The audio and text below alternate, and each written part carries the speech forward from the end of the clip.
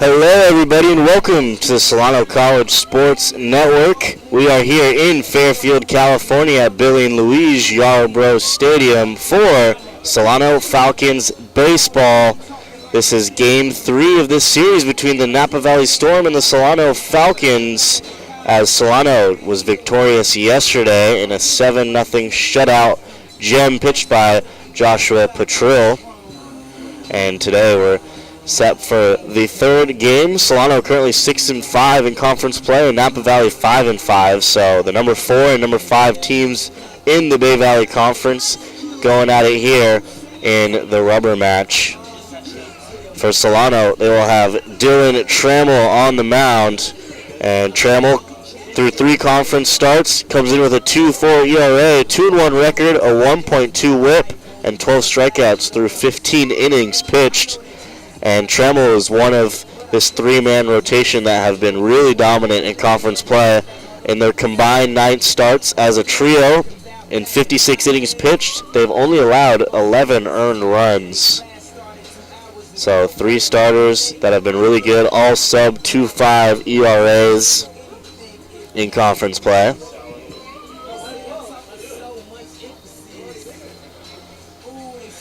And here's the defensive alignment for the Falcons. It'll be Jimmy Larson to left, Meadows manning center, Mitchell in right, Connor Ross at third, Parker at short, Vega at second, Gala at first.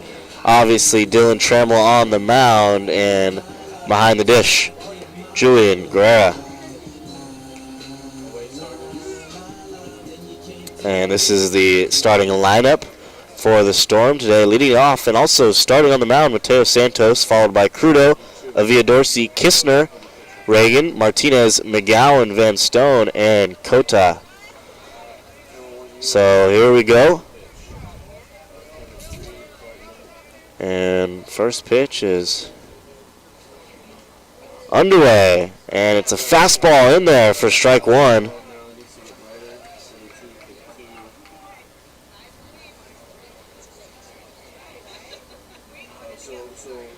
Santos batting .250 on the year. And he will foul this one. Actually, it could be in fair territory. It is going to land fair right in front of Ryan Mitchell and behind the first baseman, Gala. So a leadoff single to start it off for Napa Valley.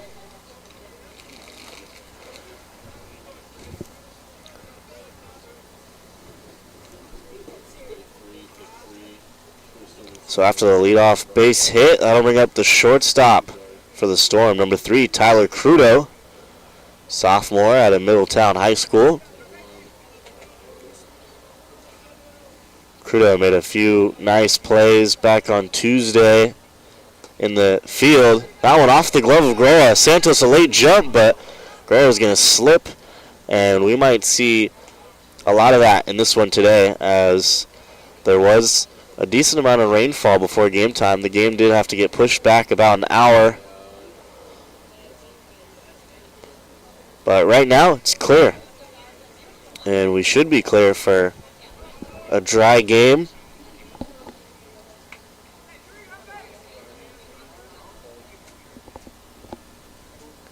So Santos now at second in scoring position. That one low. 2-0 to Crudo.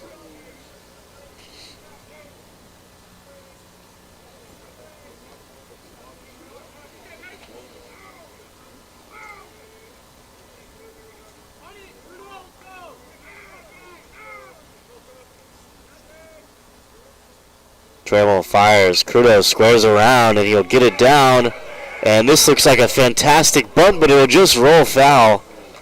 Smart play by third baseman Connor Ross to let that one roll foul. Almost was perfectly placed down the line.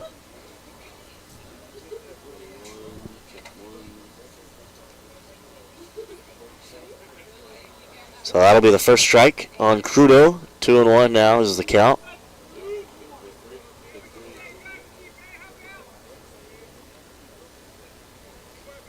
Crudo hitting .216 in conference play. Has a double and a homer and has driven 8 RBIs, tied for first for Napa Valley. That one fouled back, strike 2.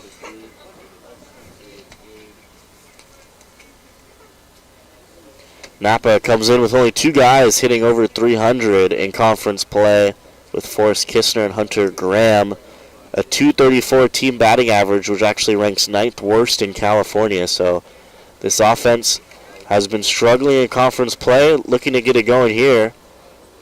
They had a good game on Tuesday and then got shut out yesterday. Off the glove of Ross, that'll scoot by. So both of the first hitters of the game will reach. That time on the bobble by Connor Ross, it sneaks out of his glove.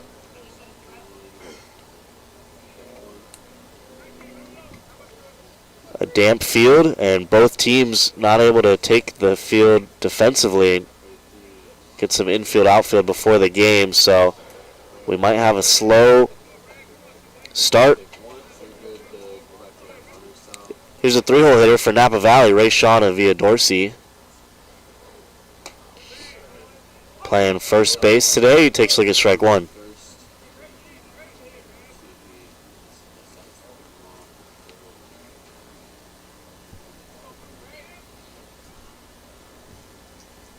Runners on first and third. Move to first, and Crudo got caught up. Throw down to second, and Parker is going to concede the run. So the Storm will get a run out of it. Parker had a chance of coming home with the throw, but instead will take the out in the rundown between first and second. So Napa Valley on the board here early.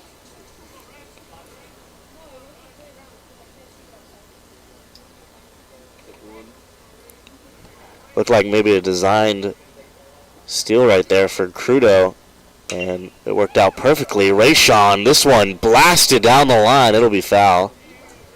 Just out in front of that one.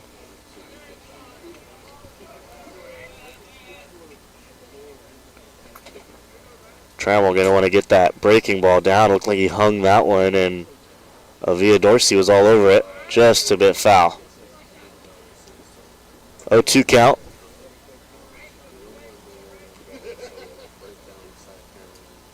The 0-2. Inside, ball one.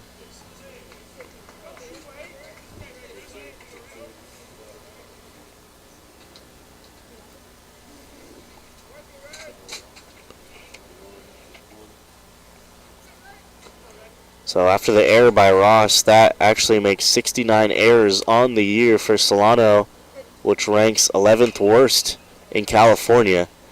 So although Solano has been hitting really well and have a good rotation for the starting pitchers, the defense has definitely been lackluster this year, averaging about 2.5 errors a game.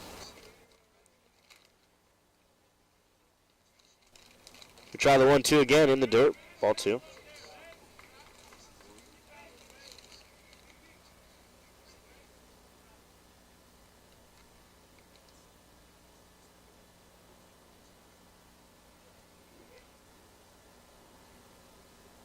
So 2-2 count to Dorsey. Bases are cleared for him after Santos came home to score on the fielder's choice. Crudo looked like an intentional rundown to trade it out for a run.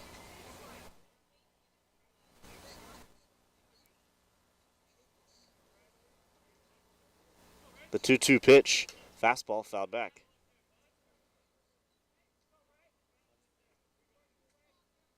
So Dorsey putting up a good battle here.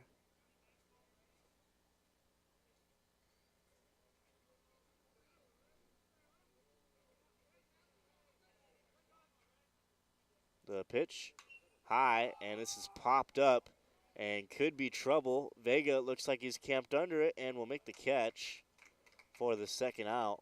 And what can't be an easy pop-up or fly ball to catch today with the clouds, a gray sky, that ball could definitely get hidden.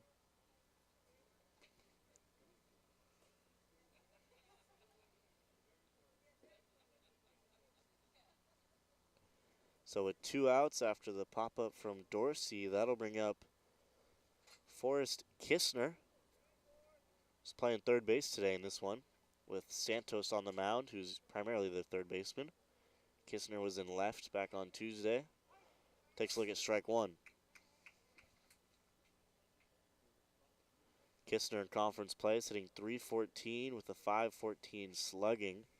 Second best on the team in both batting average and slugging percentage in conference play. Takes a big hack at the breaking ball, but comes up empty. 0-2 now.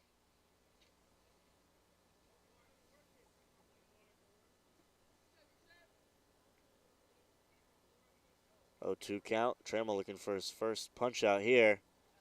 Changeup got him. Filthy changeup from Trammell as Napa gets on the board here in the top of the first, but just the one run conceded.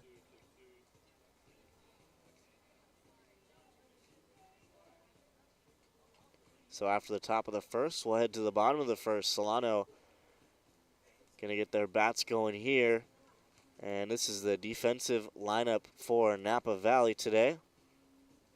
McGowan in left, Van Stone in center, Regan in right, Kistner at third, Crudo at short, Coda at second, Dorsey at first, and Mateo Santos pitching to Gavin Martinez today. So similar defensive lineup we saw on Tuesday. And here's the batting order for your Solano Falcons. Larson leading it off today with Meadows batting second, Galen the 3-hole, Connor Ross, Ryan Mitchell, Kevin Parker, Bates, Vega, and Guerrera.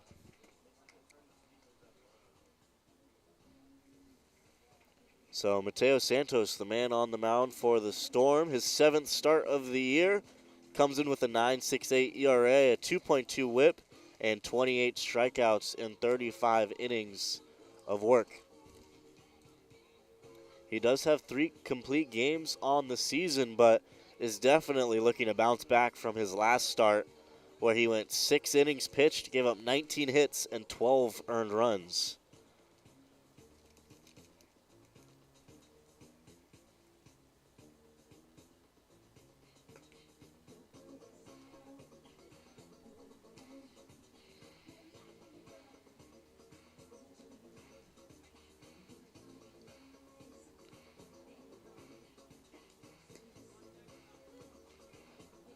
So Santos in that last start faced Mendocino and actually won that game 13-12, although he gave up 12 earned runs. His offense was able to supply just enough to get him the W.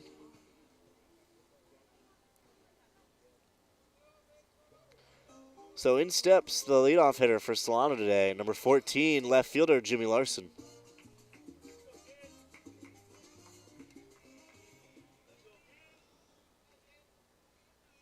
Larson batting .254 on the year. And Santos' first pitch of the afternoon is outside for ball 1.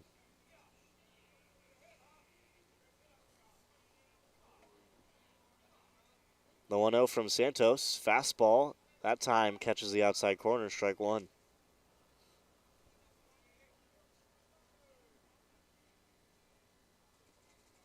Larson, 18 RBIs on the year, tied for 3rd best on the team.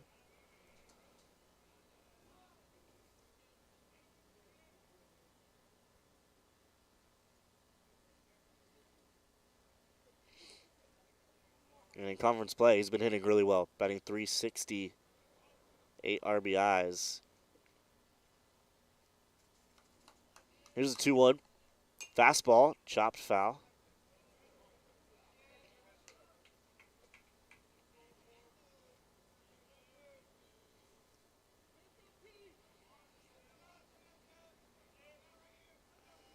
Santos definitely prone to the gopher ball. 4 home runs given up this year.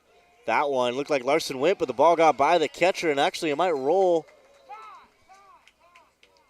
And it will. It's going to roll.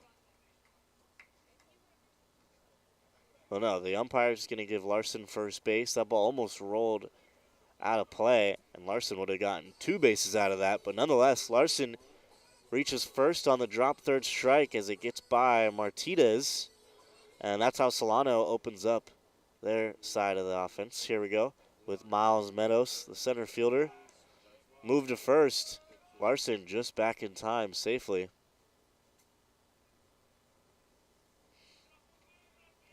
Miles went 3 for 4 yesterday in their 7-0 win. Scored 2 runs. He's squaring around and pops this one back. Foul.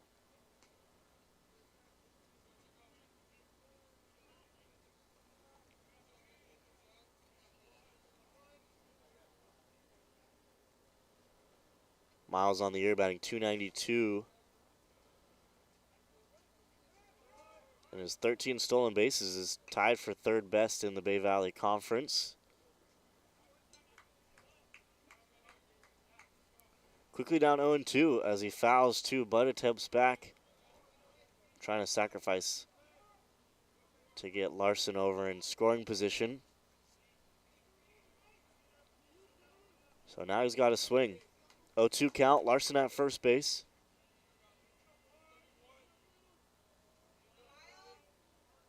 The 0-2. This one is going to get by the second baseman just out of the reach. Larson had a great read, and he will dig into third base easily. So Meadows with a perfect piece of hitting right there. Got it off the end of the bat and rolled it just past the second baseman, who was playing a little bit up the middle in double play depth. So a drop third strike and a single. And just like Napa Valley's start to the game, runners on first and third with nobody out. And the 3-hole hitter, the first baseman, number 6, Alex Gala, digs into the box. Move to first. Meadows in there safely. Miles leads the team with 13 stolen bases, So definitely a threat to run here. Not this time. Gala fouls it out of play.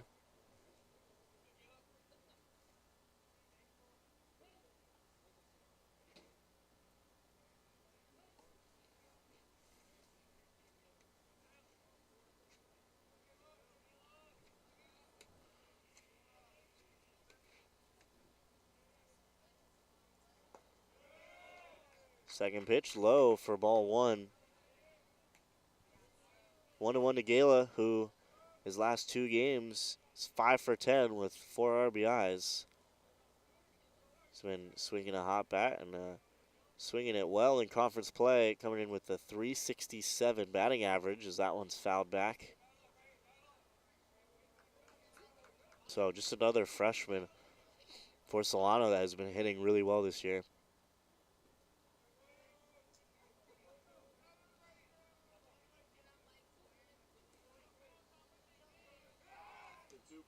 Another move back to first. Meadows in safely.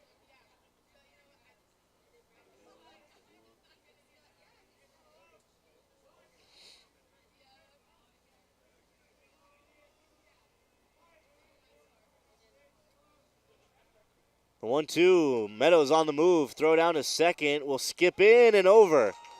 Larson will come in scoring easily as Meadows actually on the ground. Looked like he might have gotten a little banged up on the head first slide into second base.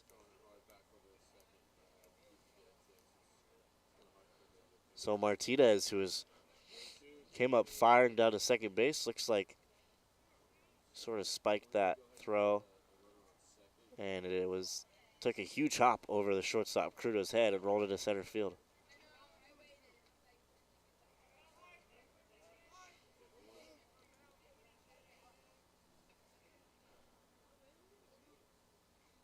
So ball on the pitch, so we're 2-2 here. Meadows on second, all tied up, 1 apiece. Gala, ground ball, gets by the second baseman. Meadows rounding third, heading for home. The right fielder can't come up with it cleanly, and Meadows will come in to score. An RBI single from Gala gives Solano a 2-1 lead.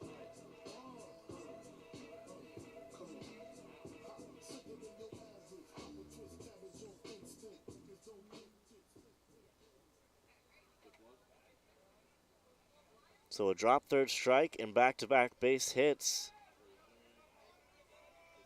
to the right of second base. And quickly, 2 runs for Solano here with nobody out. And here's Connor Ross, who hits a dribbler. Third baseman fields it on to second, back to first, not in time. So they do pick up the out at second base. And that is the first out of the inning, but Ross too fast heading down the line. Beat the back end of that double play out.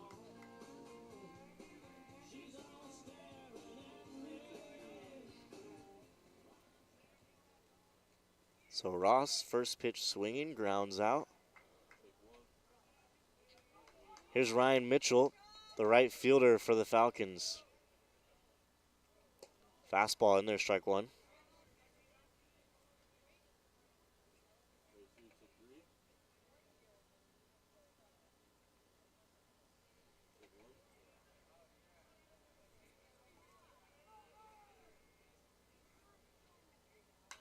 This one rolled down, just foul. Couple feet left of the bag down the third baseline. So Mitchell down in the count 0-2.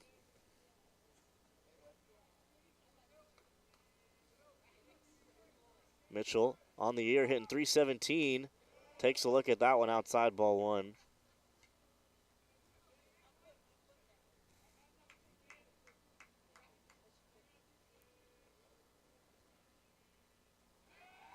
Move to first, get Ross back in there safely.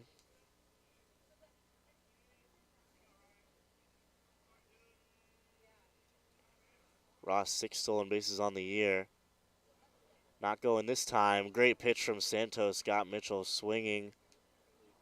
Strike three right there. Good slider from Santos to record the second out here in the bottom of the first.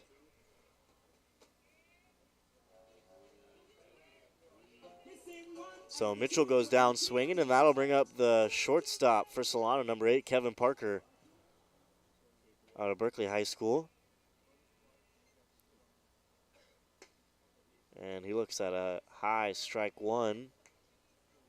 Parker 5 for 9 in the series, and on Tuesday hit a home run and a triple.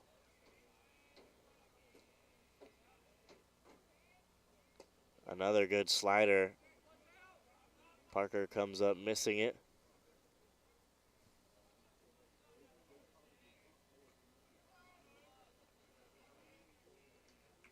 And Parker actually has 14 of his 22 RBIs in conference play. That one in the dirt, ball one. So KP's getting hot at the right time of the year. .357 batting average. 5 stolen bases as well.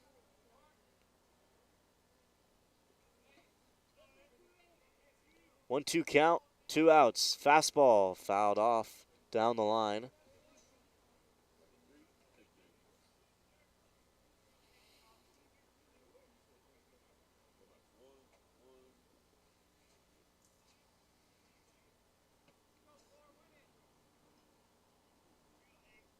One balls, 2 strikes. Solano already 2 runs here in the bottom of the first.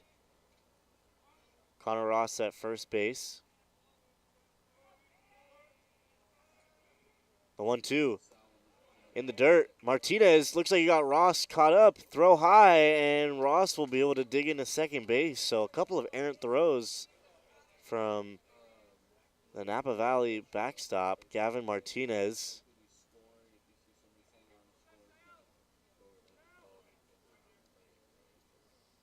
So Ross, who is sort of a sitting duck out there, able to get into second base and now in scoring position. 2 balls, 2 strikes, 2 outs. That one outside, and that pushes the count full.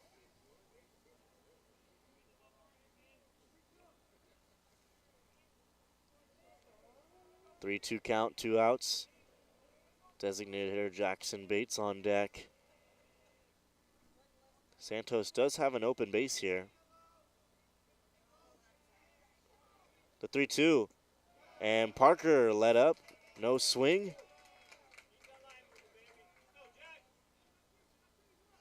So Parker walks. Now runners on first and second with 2 outs for the designated hitter, number 15, Jackson Bates. Bates pinch hit yesterday, went 1 for 1. Couple of RBIs for him, or an RBI actually. That one down the line, and fair ball, and it gets by the first baseman. 1 run scores. Parker rounding third, he's digging for home, and he'll come in to score. So Bates, who caught that one on the fist, had some wicked bounce down the line and weird spin, got right, totally crossed up the first baseman, Dorsey, and Bates, who didn't even think that was going to be fair. Wasn't running down the line until it got by the first baseman. So just a single, but it'll bring in 2 runs.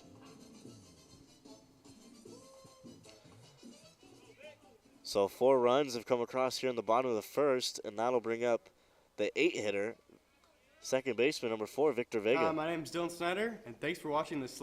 Bates on the move. Throw down to second. Not a great one, and Bates will steal it easily.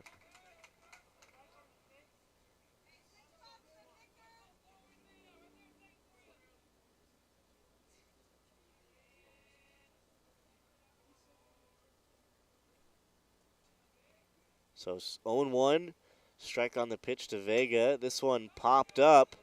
Could be trouble. Right fielder coming in. He will make the diving catch. What a snag from the right fielder. Michael Reagan making a fantastic play down the line for out number 3. Napa 4, Solano pushes 4 across on the board, though. We head to the top of the second. It'll be Reagan, Martinez, and McGowan coming up next. Hi, my name is Dylan Snyder, and thanks for watching the Solano College Sport Network.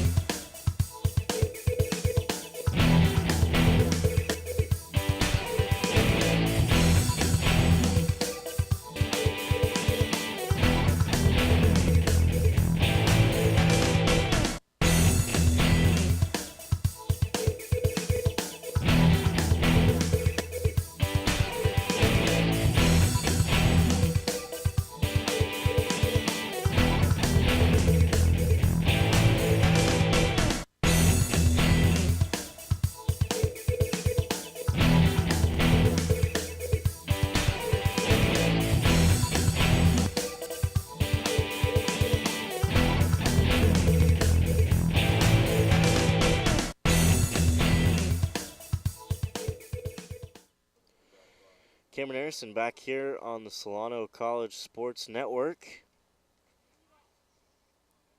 And we're ready for the top of the second. An eventful first inning as Solano was able to push 4 runs across. Napa Valley 1 in the top of the first. And Michael Reagan, who just made a fantastic diving catch down the line in short right field, will lead it off here.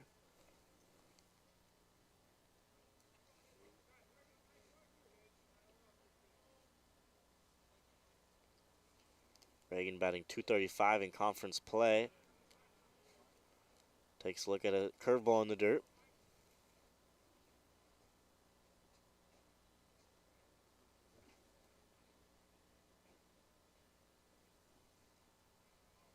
The 1-1 pitch from Trammell. Looks like a changeup. Left it upstairs. Ball 2.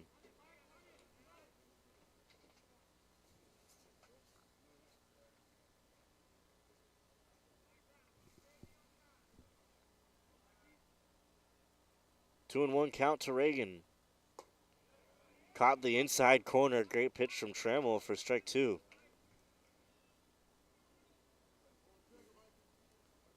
So Trammell, who struck out Kistner to end the first, looking to pick up another strikeout here. 2-2 count. That one maybe just a little low.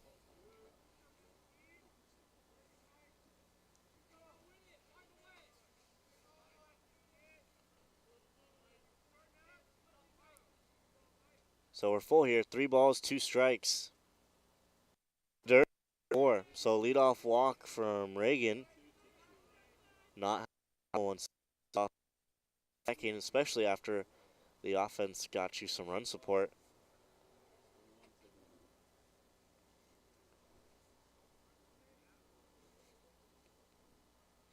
So in steps the Storm's catcher, number 20, Gavin Martinez.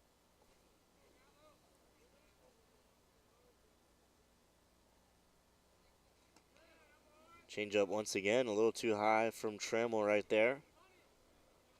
Martinez batting .230 on the year. Second on the team with 20 walks and 13 RBIs, which is tied for fourth best. Fastball, this one's looks like it's going to be out of play down the left field line.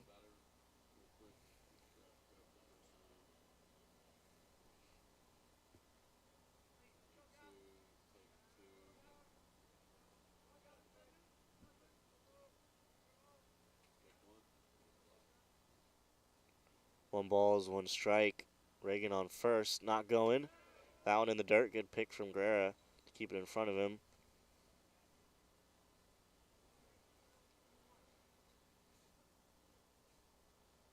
So again, with a postponed game, or at least the game time being pushed back, could definitely be tough for someone like Trammell on the mound. Not getting that consistent routine. This one driven to center field. Meadows going back, will make the catch right in front of the wall for out number one. Nice running catch from Meadows. He had to go a long way to get that one.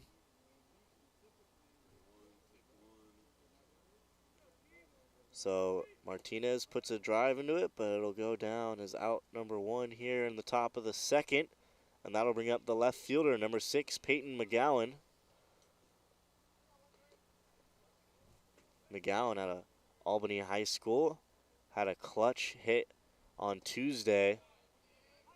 Drove in a couple runs and he was able to even score himself as Napa had a 5-run inning. Takes a look at strike one. Reagan still on first base. Trammell fires home, curveball outside.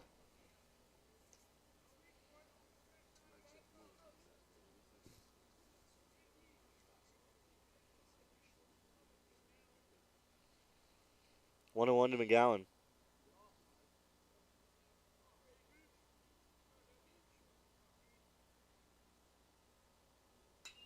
This one fouled and out of play. So 2 strikes on McGowan now.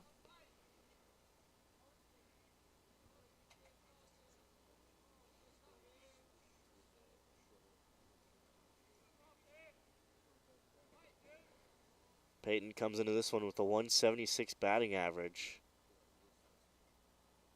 And he fouls that one back. He'll stay alive.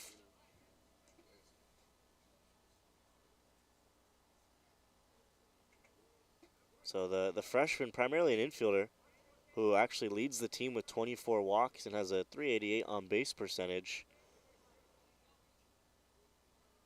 But definitely a slow year for him offensively. I'm sure he would like to pick up some more hits.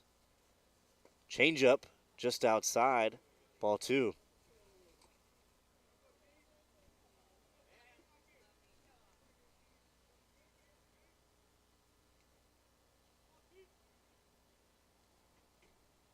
Two balls, 2 strikes. One out here in the top of the second and a runner on first. Fastball, this one's a high drive, left field. Larson going back, and he will make the catch on the wall. He just took that one back. And McGowan, who would have probably hit a home run if not for Jimmy Larson in left field, taking that one back.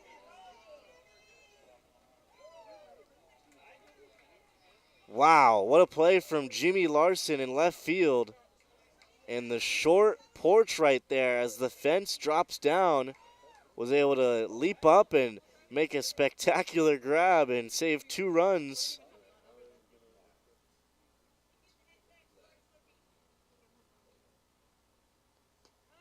Fastball off the glove of Guerra, so Reagan will get into second base.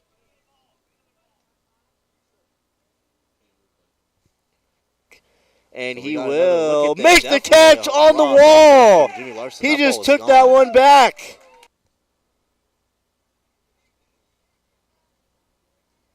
Larson, who's made a lot of spectacular plays on this field the last couple years, the sophomore from American Canyon. Hard to top that one, though. Fastball high. So 2-0 to the center fielder, number 2, Cole Van Stone, 6-foot sophomore.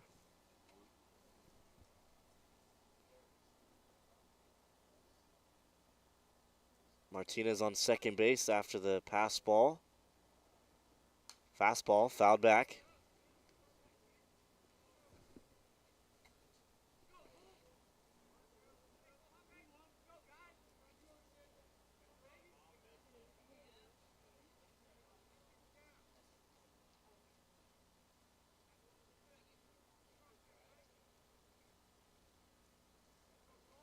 Two balls, one strike to Van Stone. Fastball popped up. Guerra will watch it sail out of play. 2-2 count now.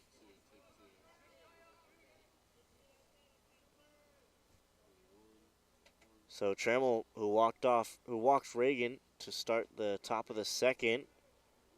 Couple of flyouts and 2 strikes here. 2 balls, 2 strikes, 2 outs. Reagan on second base. Trammell way high. Ball 3. Looks like he's having a little trouble with the feel for the changeup early in the afternoon. Letting them sail a little bit. Definitely wants to get that pitch down in the zone. 3 balls, 2 strikes. Trammell sets and fires. This one's a line drive. Larson going back, and he will make the catch. This one a little bit more routine than the one before, where he took one back. So Trammell escapes some damage thanks to his left fielder, and we head to the bottom of the second. It'll be Guerra, Larson, and Meadows coming up next for the Falcons. This is Miles Meadows, aka Big Draco. Thanks for watching the Solano College Sports Network. Hello, my name is Blake Molina, and this is your Solano College Sports Update for the softball season. The softball team is off to a slow start at 3-8, with all their wins coming at home, and are currently 0-3 on the road. Also, they're riding a 3-game losing streak after losing 9-1 to American River. A veteran of the team, Nia Watts, is hitting .290 with the only home run for the team, and Mia Valenzuela leads the Falcons with 10 total hits and a batting average of .357.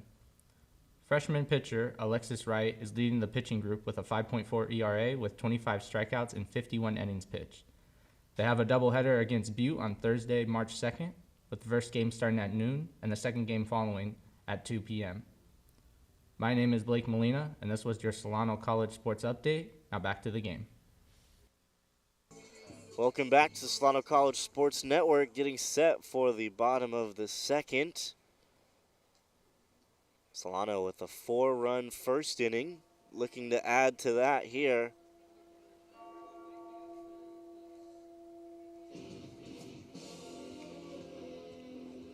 So leading it off, the catcher for the Falcons, Julian Guerra.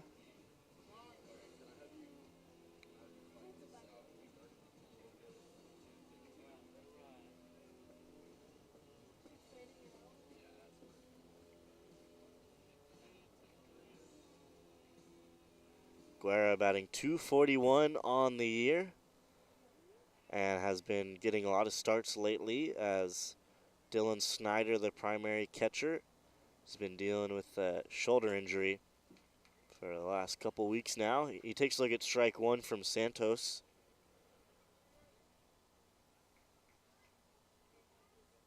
The 0-1 from Santos. Fastball, dribbler back to the mound.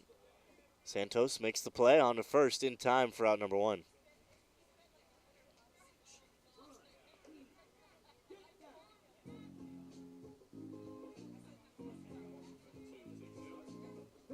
So quick work of Guerra, and that'll bring up Jimmy Larson.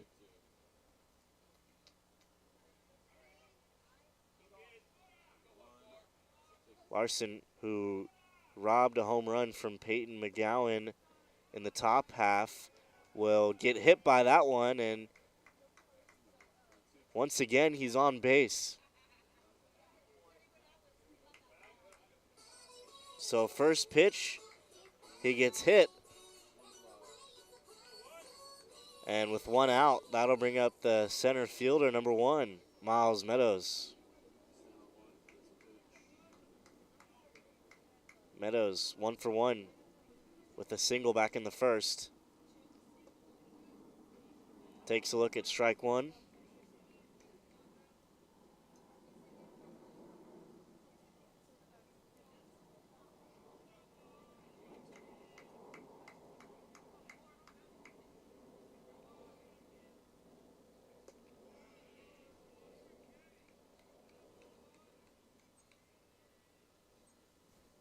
So interesting enough, yesterday, Petrillo, who was on the mound, went 8 innings, 8 hits, 1 walk, no strikeouts, and actually the only strikeout that Solano's pitching staff recorded was the last out of the game by Miles Phillips. So 26 outs, none of them via the strikeout, and the 27th out of the game, Phillips was able to punch the ticket of Hunter Graham.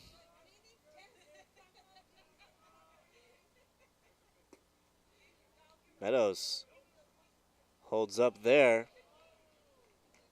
Ball 3, 3-1.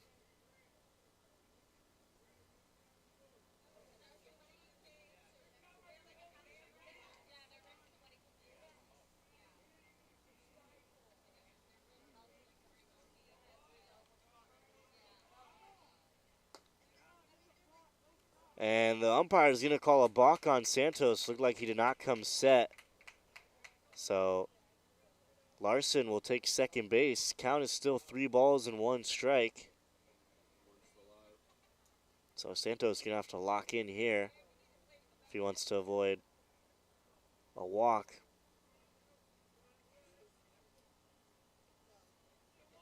Got to make sure you hold that set position before coming home. Swing and a miss. Looked like a changeup, something off speed. Got Miles Meadows off balance.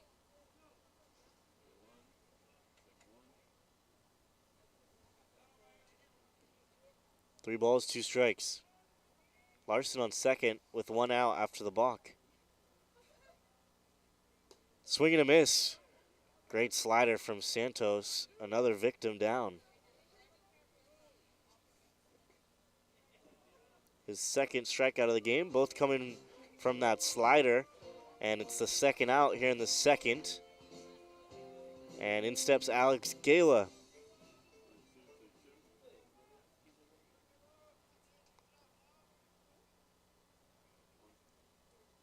Fastball popped up.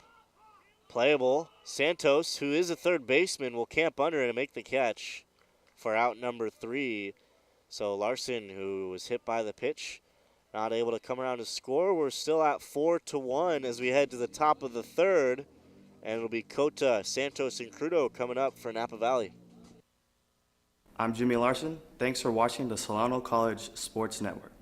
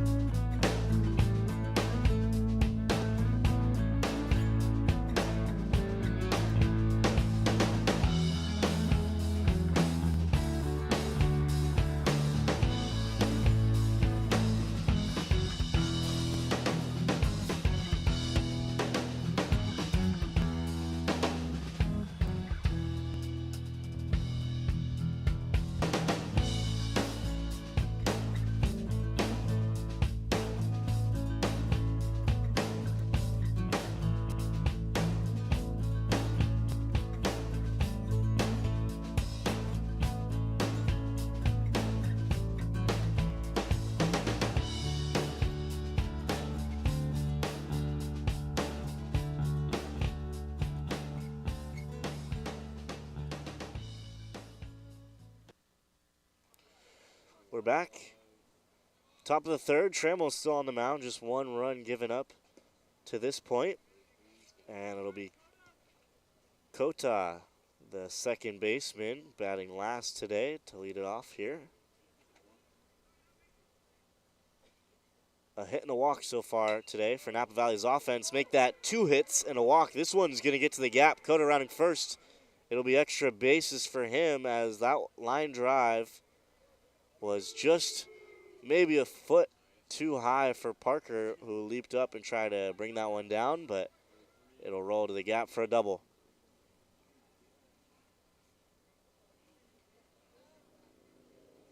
So a leadoff double for Coda, and Napa Valley's in business here, down by 3 runs.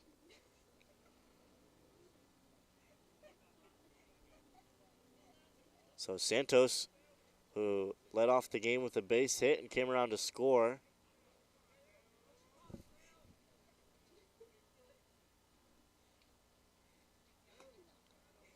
That one way high, ball 1.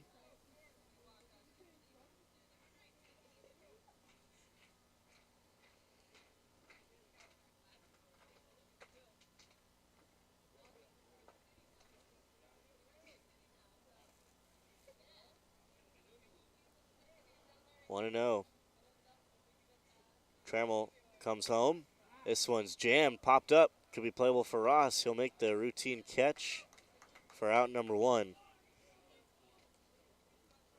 So Trammell able to get that fastball inside and jam Santos.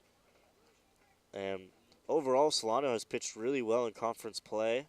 A 4.23 team ERA, which is 30th best in California, and just 96 hits given up, which is 15th best in California.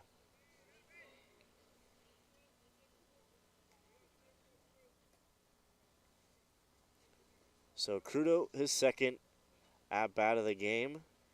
He reached on the error by Connor Ross at third and was eventually out on the rundown, but scored his teammate, Mateo Santos.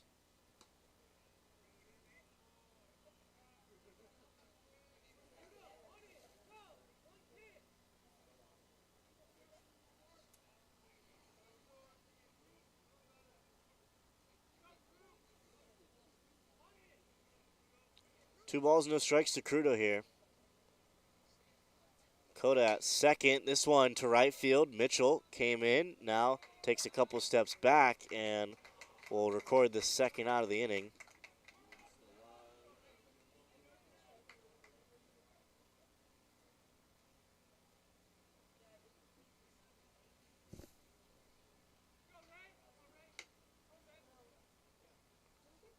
So 6 pop-outs or flyouts so far from Napa Valley. Getting under the ball here, and that'll bring up the 3-hitter, Avila Dorsey. Nice breaking ball in there, strike 1.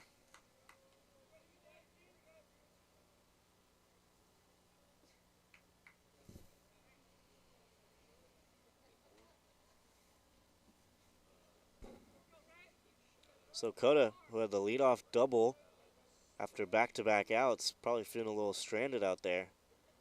Dorsey trying to drive him in.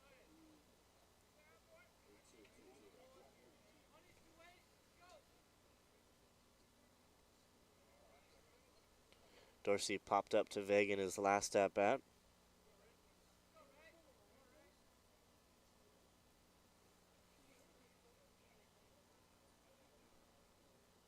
One ball, one strike. Breaking ball in the dirt.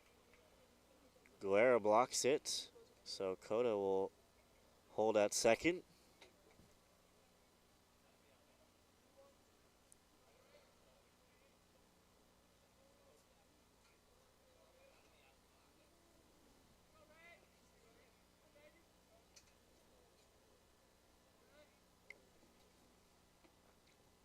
Fastball, swing and a miss.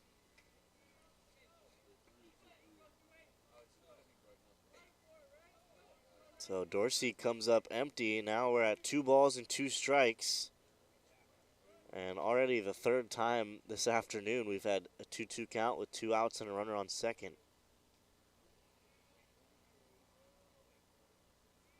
Dorsey gets up in the box.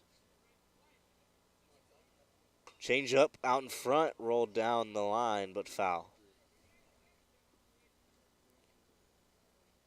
So that time Trammell able to locate the changeup well. Had Dorsey lunging.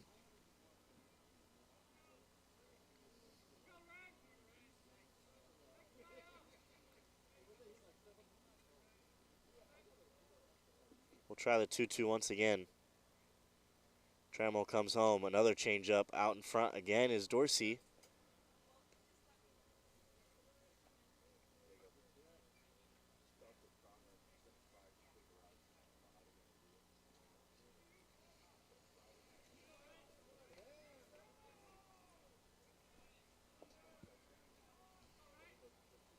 So still 2 balls and 2 strikes. Dorsey trying to drive in Coda, who had a leadoff double this inning in the dirt.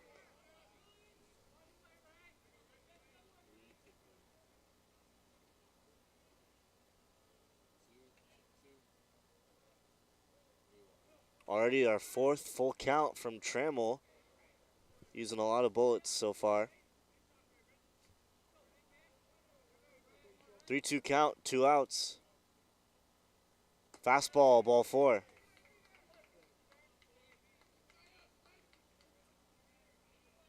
Second walk of the game from Trammell. Now runners on first and second for Forrest Kistner.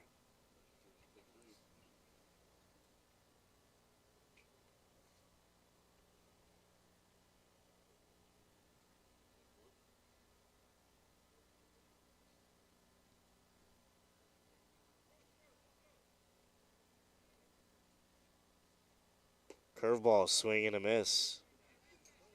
Good breaker right there from Trammell.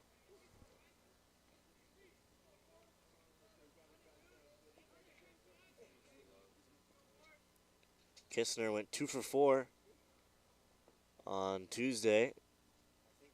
Came across to score. Another curveball and another swing and miss, and it brings actually Kistner down to one knee.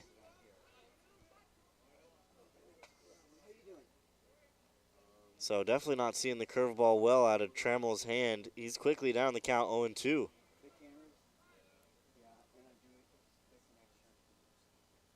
Struck out to end the first. Trammell trying to get him to strike out to end the third, and that one's low in the dirt.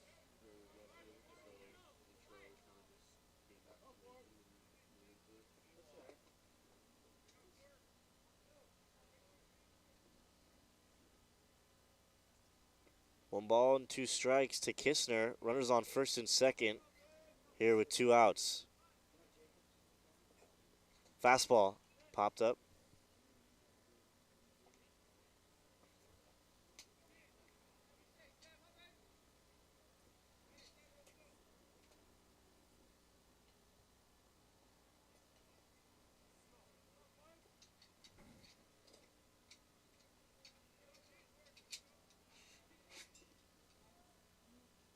Nineteenth pitch of the inning for Trammell. And this one is a ground ball. Ross can't field it cleanly.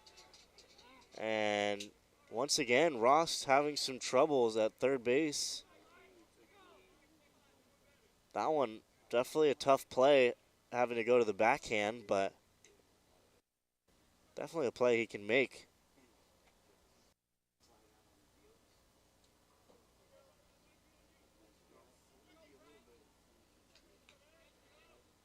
So Kistner reaches first, and now the bases are loaded for Michael Reagan. Changeup high.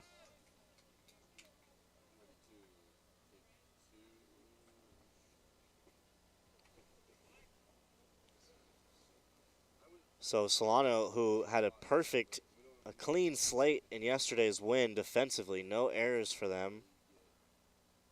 Already 2 errors here in the first few innings, both by Ross. And actually that's definitely been Solano's Achilles heel this year. They have the 10th worst fielding percentage in California at 93% and averaging just under 2.5 errors per game. Curveball, swing and a miss. So another 2-strike count here for Trammell. See if he can put him away this time.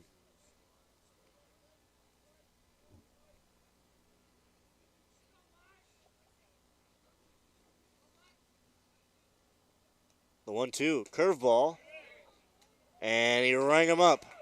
Strike 3, got him looking. So Trammell gets out of the bases loaded jam unscathed as we head to the bottom of the third.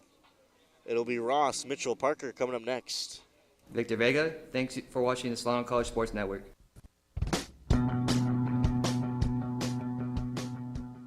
If you are interested in a career in sports broadcasting, whether you're commentating a live game or hosting your own TV show, or working behind the scenes, then this is the class for you.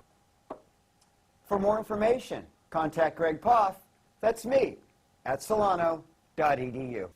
We hope to see you here next semester, and remember, it's more than just sports, it's an education. If you have an interest in a career in sports broadcasting, whether it's behind the scenes or on camera, then this is the class for you. class is held every Wednesday from 1:30 to 4:30 in room 121 alongside the library building. For more information, contact Greg Poff, that's me, at solano.edu. we hope to see you here next semester. And remember, It's more than just sports, it's an education.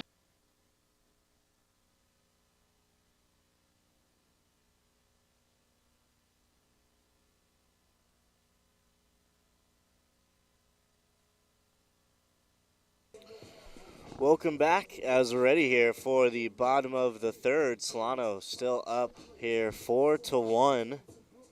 Trammell able to get out of the bases loaded 2-out jam. And here is Carter Ross, who is third in the Bay Valley Conference in batting average.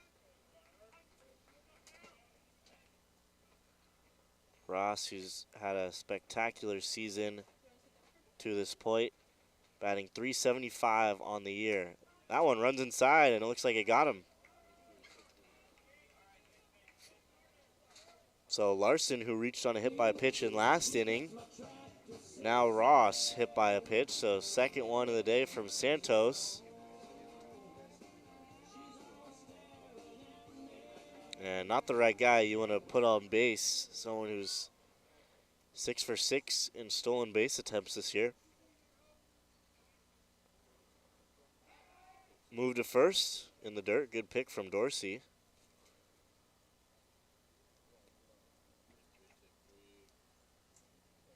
Actually, interesting enough, Solano 26 stolen bases. Only one caught stealing.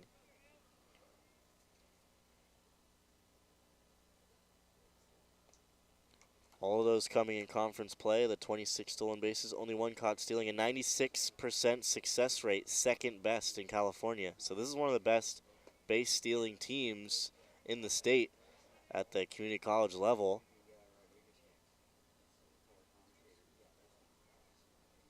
No balls and 2 strikes. Mitchell at the dish. Takes a look at strike 3. Didn't like that one bit. The high changeup rings him up.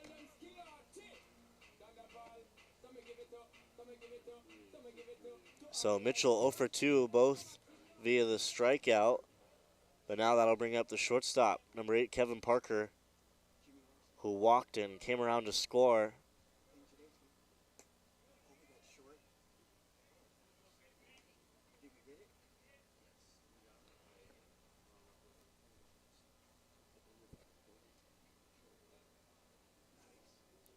One ball, no strikes to Parker. Slider in there. Strike 1.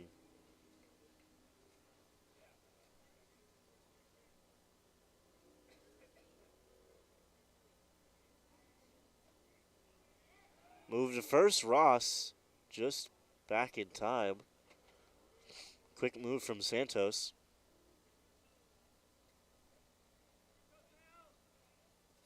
One-on-one count here to Parker.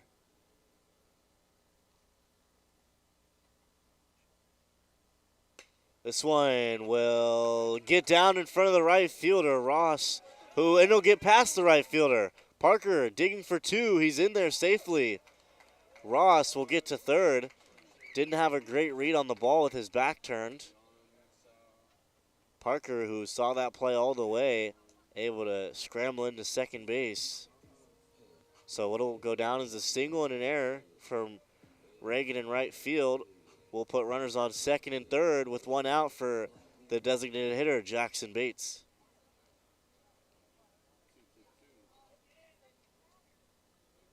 Bates, who drove in both of these guys, Parker and Ross, back in the first inning off of a dribbler down the first base line, had some really funky spin and completely crossed up the first baseman Dorsey and rolled into shallow right field for a 2 RBI single. Parker came around to score all the way from first.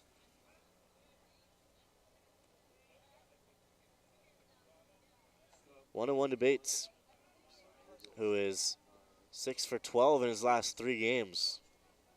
Batting .500, getting hot at the right time, including a home run in one of those games. This one, high fly ball, left fielder, under it. That's McGowan who'll make the catch. Ross tagging up will easily come home to score the 5th run of the game for the Falcons. So Jackson Bates, sac fly and an RBI. Parker, who's still at second base, and now 2 outs in the inning as the second baseman, Victor Vega, digs into the box.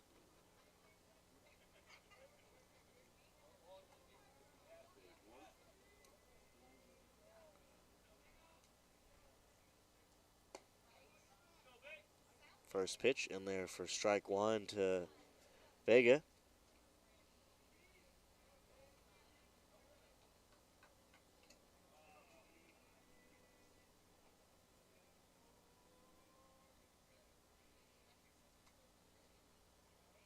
Fastball up the middle, base hit.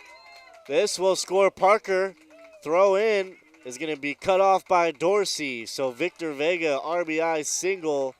Solano's 2nd run of the inning and 6th of the game already.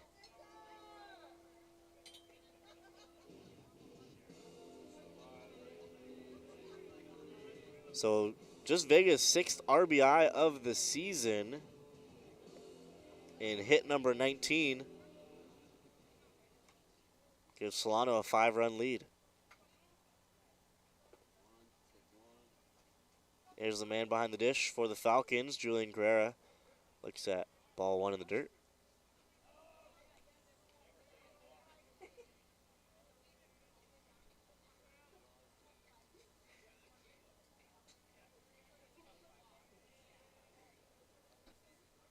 One and 0, swing and a miss.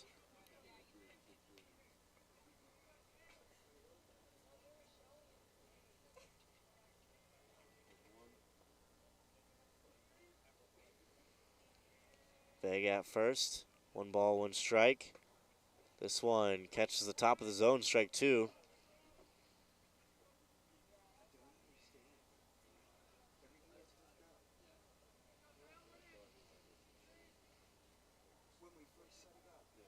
One ball, 2 strikes. Santos looking for the punch out here, and he'll get it. So Guerra down on strikes.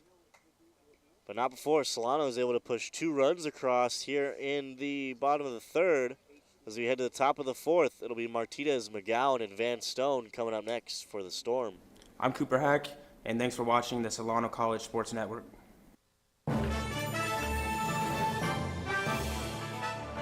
Hello everyone, I'm Jacob Ebert, and this is your Solano College Sports Update. In this edition, I will be recapping this year's men's basketball season. This year, the men finished with a 5-22 overall record and went 3-13 in conference play. Some key players for the Falcons this season were sophomore guard Jonathan Cobbs, who was battling injuries and still led the team with 24.5 points per game. Another important player for the Falcons this year was sophomore guard Jacob Ebert, who averaged 17.5 points per game. A freshman-heavy team this year with Dwayne Cross, Edwin Akpokely, Ajani Monroe, and Isaleli Fetita should make a very exciting season for next year. Once again, I'm Jacob Ebert, and that's all for this Solano College Sports Update. Now back to the game. Ryan Mitchell, thank you for watching the Solano College Sports Network.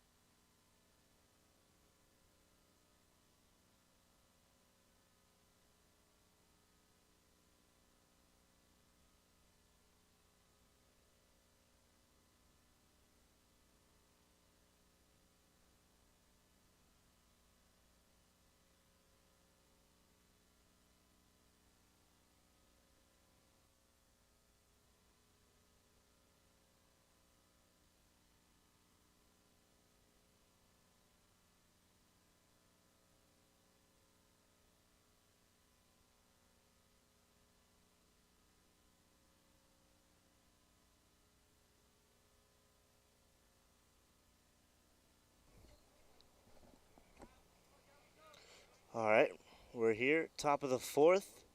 Trammell still on the mound, gets a swing and a miss at the changeup. 0-2 to Gavin Martinez.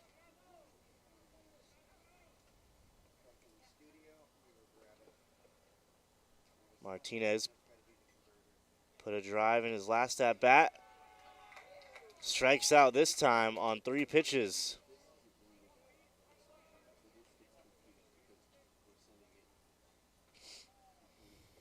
So 3rd strikeout of the game for Trammell.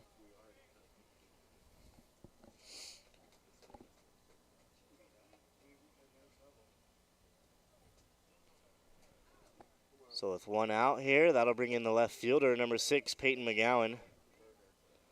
McGowan, who was on the wrong end of a robbery, was looking for his first home run of the year, and Larson had other plans. This one fouled down the line, strike 1.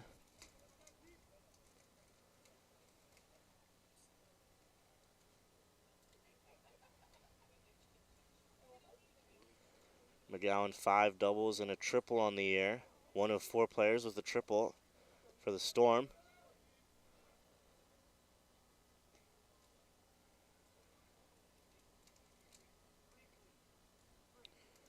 McGowan also tied for first on the team with 4 stolen bases. Not a team that steals a lot of bags. Just 16 on the year. Fouled back, 2-2 now.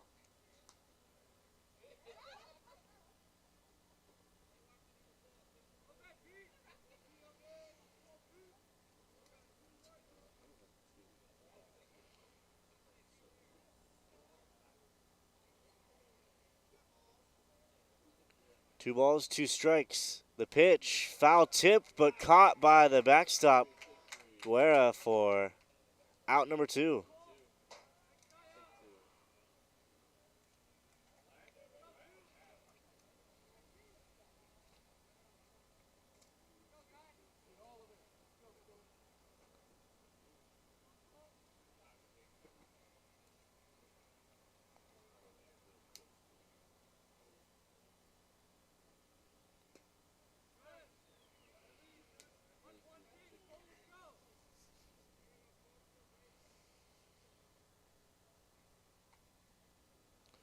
Here's the center fielder, number 2, Cole Van Stone. Takes a look at ball 1.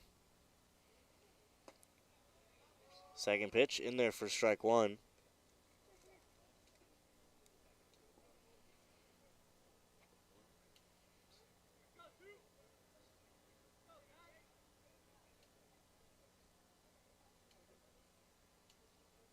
The 1-1 fly ball, left center field.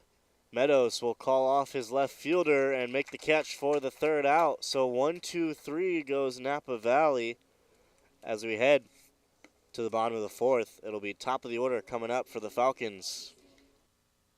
Josh Trill, thanks for watching the Solano College Sports Network. Hi,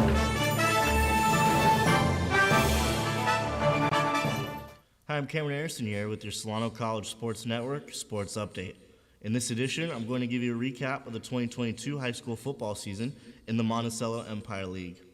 Vacaville finished 8-4 and 5-0 in conference games and were once again atop the MEL for the 6th season in a row and are 28-0 in conference regular season games since 2017. Vacaville had 7 first-team All-MEL selections.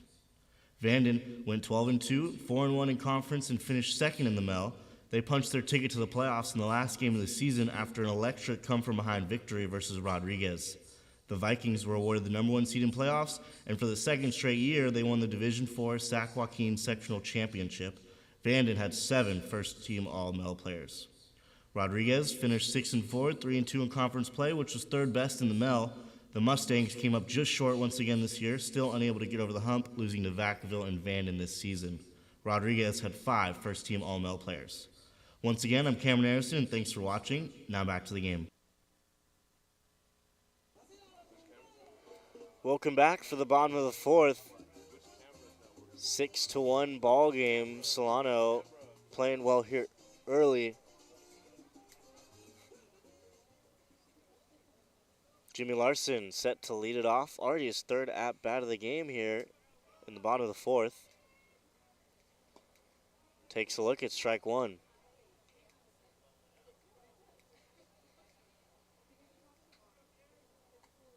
Larson 0 for 1 with a run as he started off the game with a drop third strike, but was able to reach first base.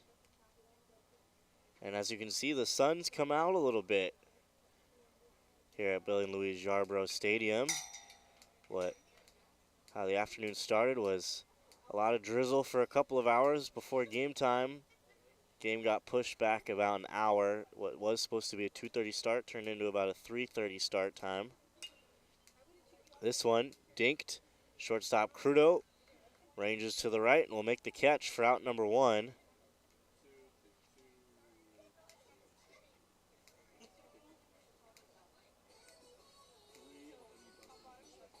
So after Larson pops out to start the bottom of the fourth, that'll bring up Miles Meadows. Meadows 1 for 2 today with the steal. Came around to score back in the first.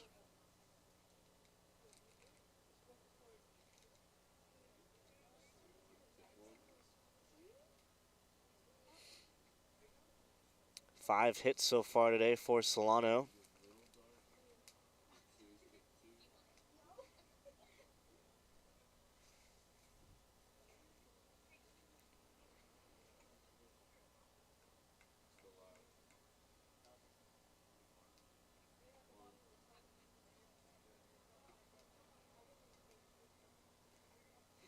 So Miles Phillips bringing in some fresh baseballs to the umpire. A lot of baseballs used already in what is a wet surface for the field. A lot of mud. Meadows skies this one to right field. Reagan coming in will make the catch for out number two. Reagan had a great play earlier in the ball game back in the first. A diving catch down the line to end the bottom of the first.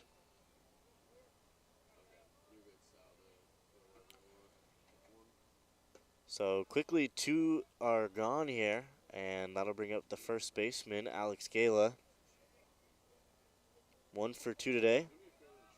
A single and a pop out. Ground ball, second baseman charging in, and it scoots right under his glove.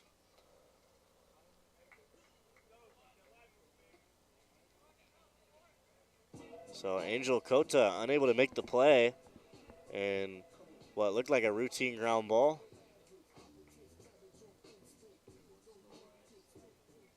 So Gala will reach with 2 outs.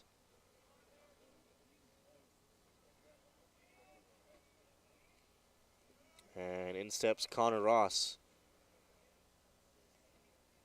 Ross has 2 runs today, but still looking for his first hit of the game, albeit just the 4th inning. He reached on a fielder's choice in his first at-bat and was hit by a pitch to start off the third and came around to score in that inning as well. In the dirt again, this one gets by. Martinez unable to keep that one in front of him, and Gala will easily take second base and get into scoring position.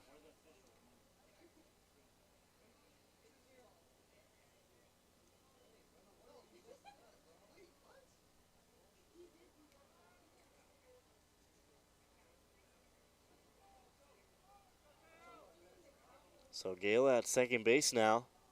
Ross, good RBI spot here. Fastball, popped out of play.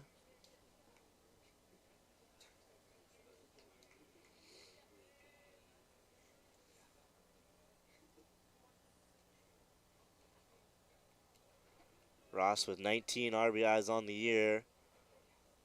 Looking for number 20 here if he can get a base hit. 2-1. In the dirt, he didn't go, and it gets by Martinez again. So a couple of wild pitches from Santos, and Gale is able to move into third base, and a 3-1 count on Ross.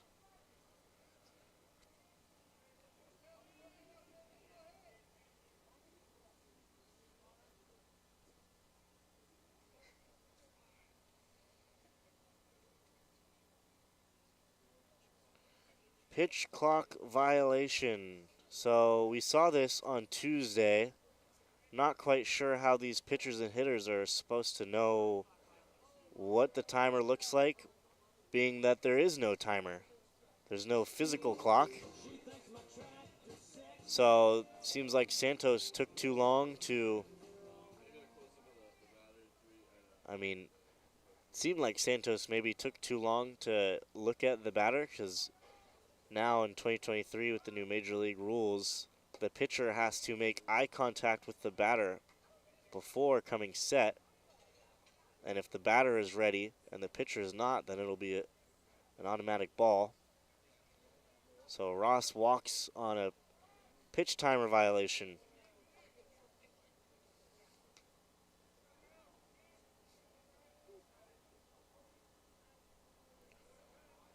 One ball and one strike to Mitchell.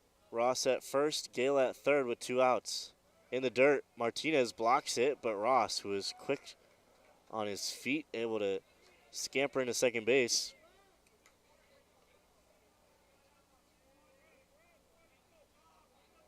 So now 2 runners in scoring position for Mitchell. Santos gonna have to be careful here. Ground ball to the third baseman. Throw to first in time. Nice play from Kistner to keep his cool with runners all around him. So no runs come across here. Through 4 innings, we're at 6-1. It'll be Cota, Santos, and Crudo coming up for the Storm. I'm Greg Ryan, and thanks for watching the Solano College Sports Network. Hello, I'm James Smith here with your SCSN Sports Update. In this edition, I'm going to go over the cosmetology facility reopening to the public since the COVID-19 pandemic. The facility will be open from 9 a.m. to 1:30 p.m. on Wednesdays, closed from 11:30 a.m. to 12 p.m. for lunch. All work will be performed by students under the close supervision of instructors. Salon services provided include shampooing, hair cutting, nail care, skin care, hair coloring, and highlights, and some chemical treatments. Prices for these services are lower than you will find in the community. The facility is located here on campus in building 600, 1600, and room 1610. I'm James Smith with the SCSN Sports Update. Now back to the game. This is Del Nazarati. Thank you for watching the Solano College Sports Network. So Chris Cole looking at bases loaded here, Zach, seeing if he can get Solano back into the game, and certainly a single would do that and knot this game up at 6-6 here in the bottom of the 5th. The first pitch is drilled, and that one's going to fall in front of the right fielder.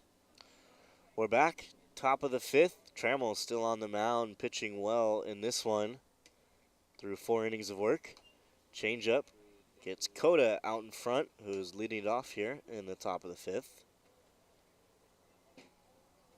1 for 1 today with a double. He had a leadoff double in the 3rd, but was stranded there. Trammell was able to eventually work out of a bases loaded jam, striking out Reagan.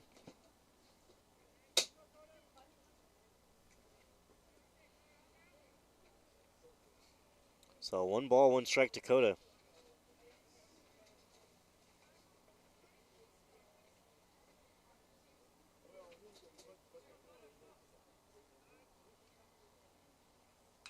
Pitch popped up, but will be out of play for strike 2.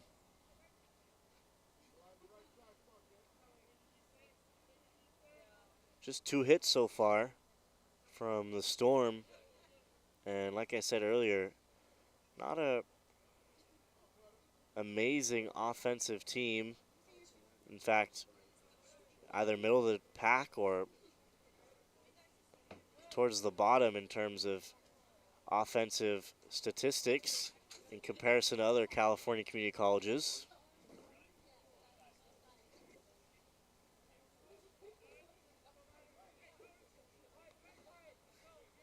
They're ranked 84th in conference games. They have the 84th most amount of hits, so basically the 5th least amount of hits in terms of their conference games played. and that is in comparison to the other California Community College baseball teams. There's 88 of them in California. This one, ground ball to Ross. Fields it cleanly. Throw to first in time for out number 1. So Ross able to make the play there for the first out of the inning, as the top of the order will come up for the Storm. And it's the starting pitcher, Mateo Santos. So Santos showing off some of the two-way abilities today on the mound and leading off. He's 1 for 2 today. He came around to score their lone run back in the first.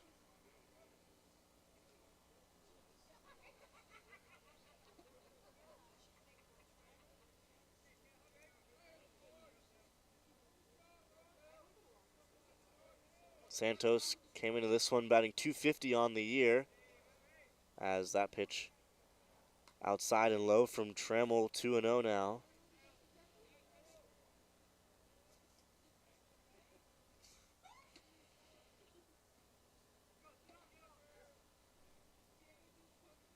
Two balls, no strikes. This one, line drive, center field. Meadows, ranges back, and that ball sort of died on Santos, and Meadows able to make the catch in center field.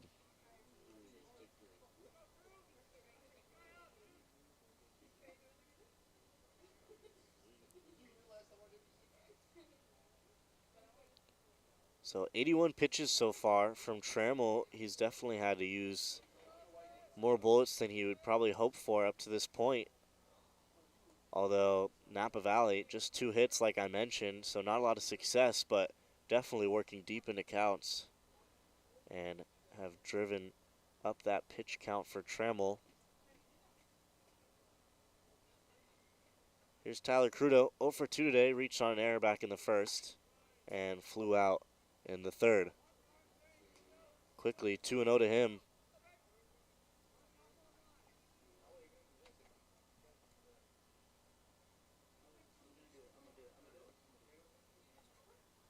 The 2-0 from Trammell. This one, left field. Larson going back. He'll make the catch on the run. He had a great jump and a great route to get that one. So 1, 2, 3, once again, 6 straight batters retired from Trammell as we head to the bottom of the 5th. It'll be Kevin Parker, Jackson Bates, and Victor Vega coming up next for the Falcons. Jackson Dinsdale, thanks for watching the Solano College Sports Network.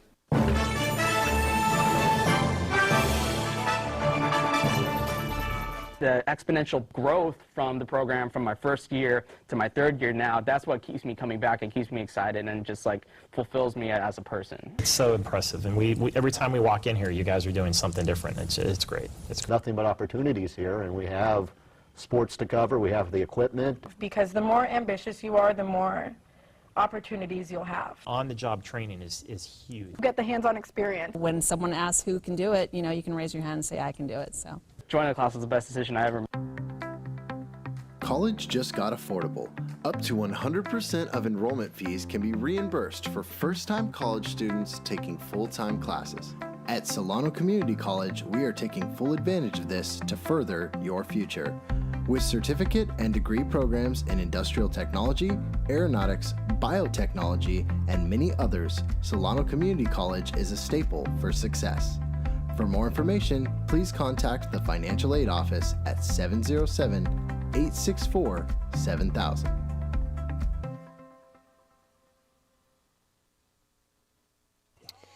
Cameron Anderson here on the call for you on the Solano College Sports Network for Solano Falcons baseball.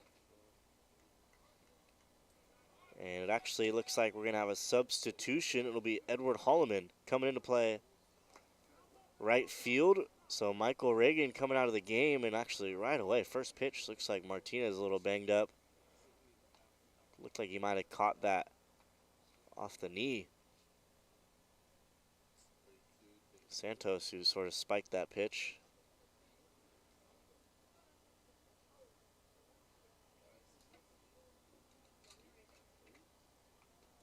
Parker was able to get a piece of it. So strike 1 to KP.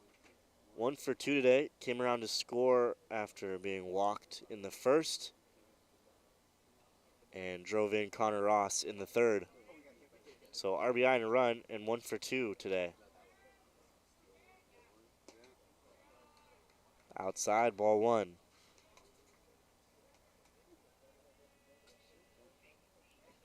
Parker has been an RBI machine, 17 of them through 39 at-bats and 16 hits. So he has more RBIs than hits this year, or in conference play. Down the count, 1-2. Santos swinging a miss once again on that slider. All of his strikeouts have been via the slider.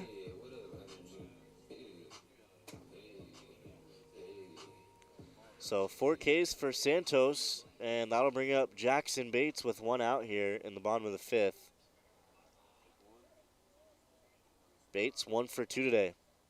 2 RBIs. Came back in the first inning off of the dribbler down the line. Down the count, no balls, 1 strike. And home plate umpire favors the up and in pitch. That one looked a little high and inside, but no balls and 2 strikes to Bates. In a jam here. Fouls that one back.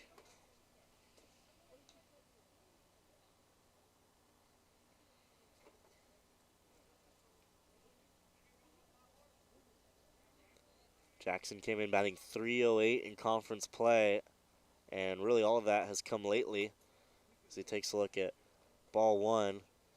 And he also leads the team with 7 stolen bases in conference play, still yet to be caught stealing. 10 RBIs, 12 RBIs now.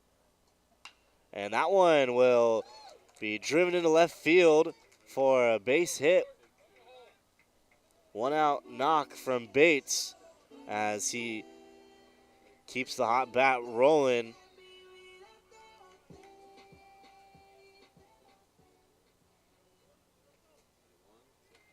Two knocks so far today for Bates, and that'll bring up Victor Vega, 1 for 2 today. He had an RBI knock back in the third.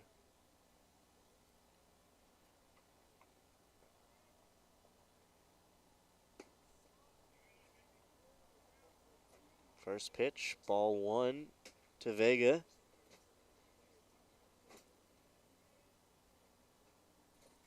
This is pitch number 80 from Santos. Moved to first. Bates back in safely.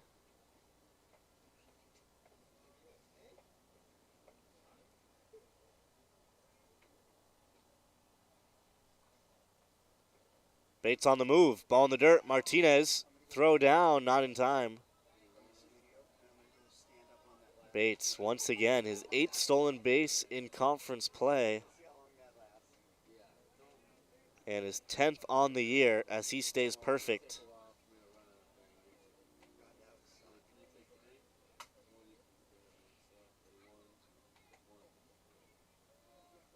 So Bates averaging a steal a game in conference play.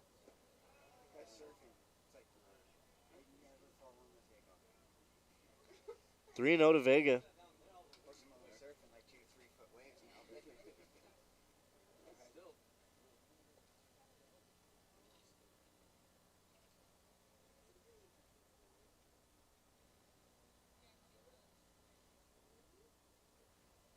The 3-0 from Santos in there, strike 1.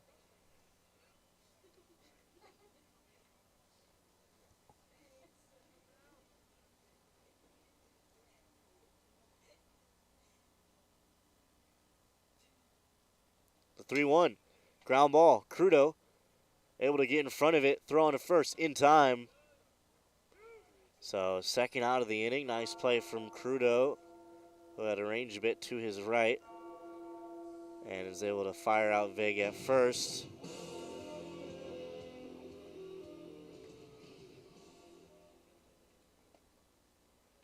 So with 2 outs, that'll bring up the catcher for Solano, Julian Guerra.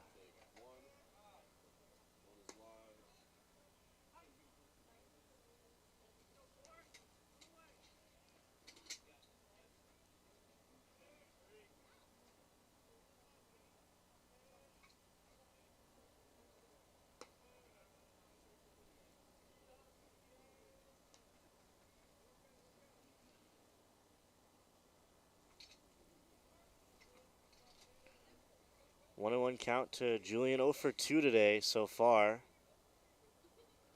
Change up in the dirt. Ball 2.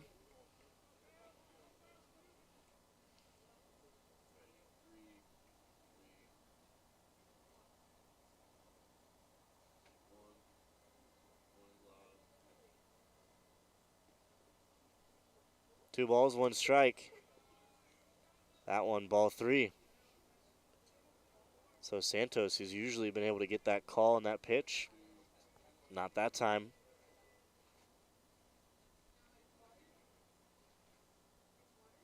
Right up around 90 pitches on the day for Santos. He gets a swing and a miss. Count is full. 3 balls, 2 strikes with 2 outs here. Jackson Bates on third base.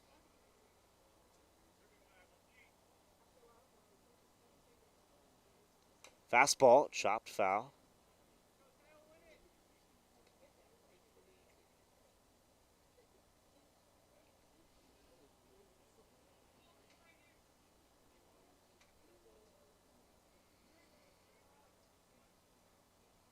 Fastball, once again, fouled off. Good job staying alive here.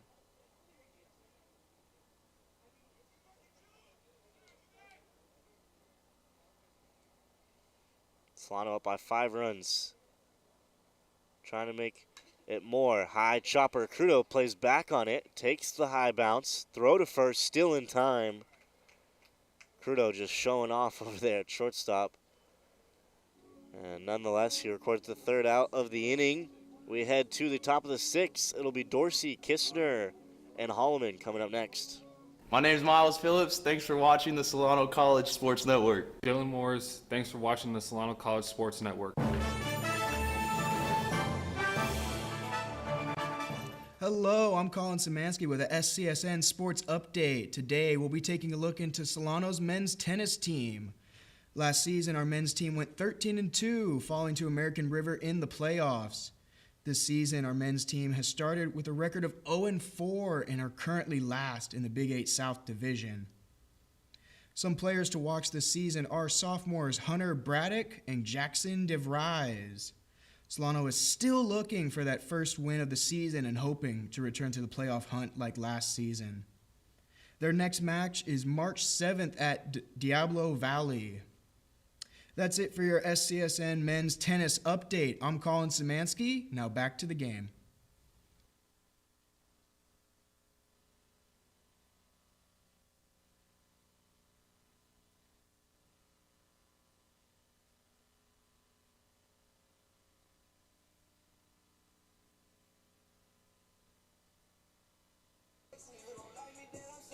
Six-1 lead in favor of Solano.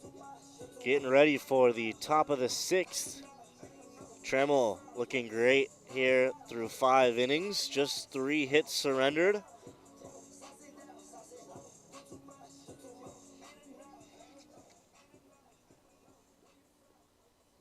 Or actually, excuse me, just 2 hits and 2 walks. A couple of errors behind him, but he's been able to move past that.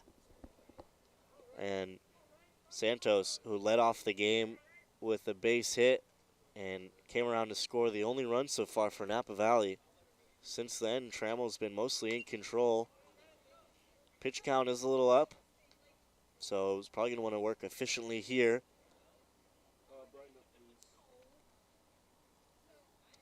First pitch to Rayshawn Avia Dorsey is fouled back.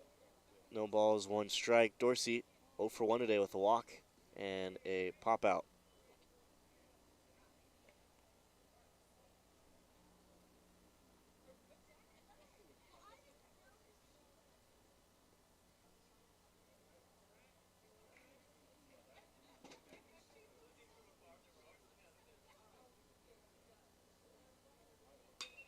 Ground ball. Parker sliding catch. Throw to first in the dirt. Picked by Gala.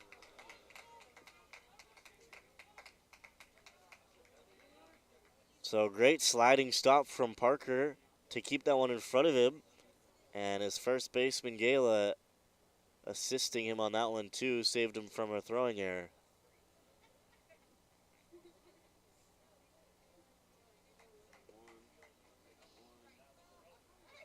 Here's the third baseman for the Storm, Forrest Kistner. Takes a look at a changeup, low and out. Ball one.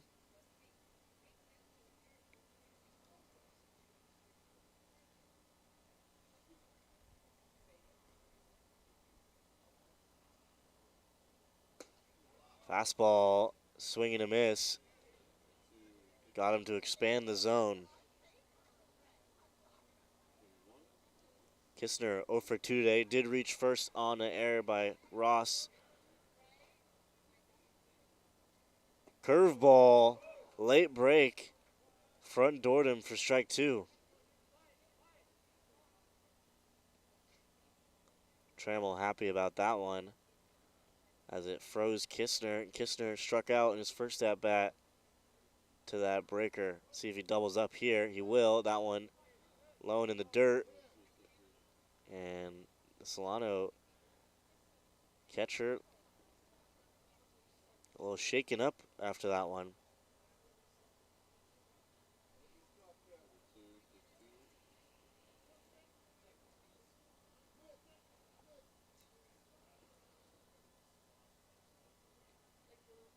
So Guerra taking his time here.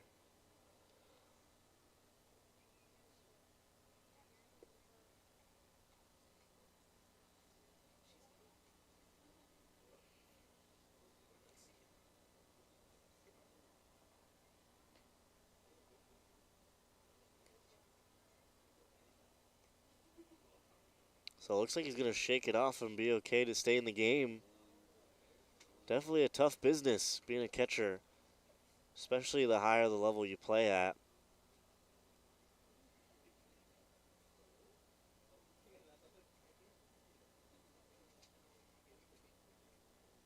Two balls, two strikes here to Kistner. Trammell looking for another punch out. Changeup stayed up a little too long. Ball three.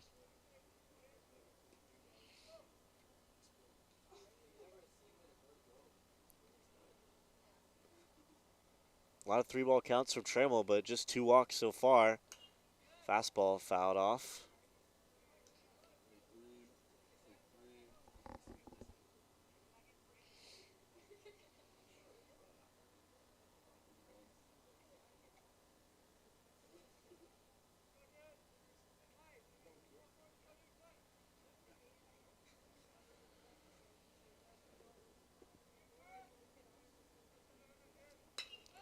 Line drive, center field, Meadows camps under it, makes the catch for a routine out number two.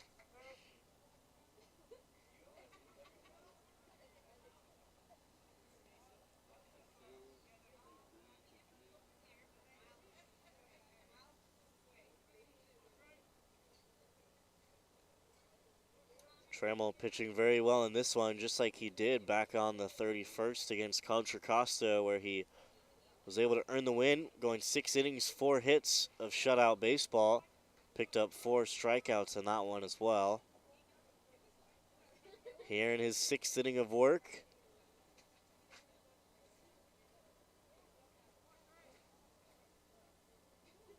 Fastball, dribbler, Gala, and it's a fair ball.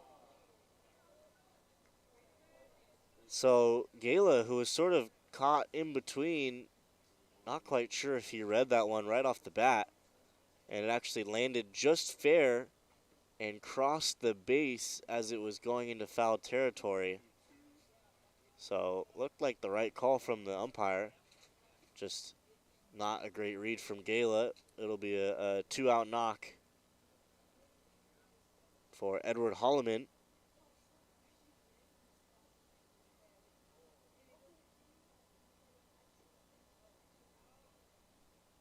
Here's Gavin Martinez.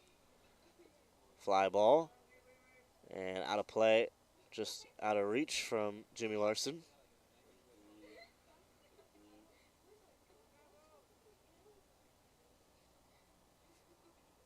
Martinez 0 for 2. The fly out and a strikeout.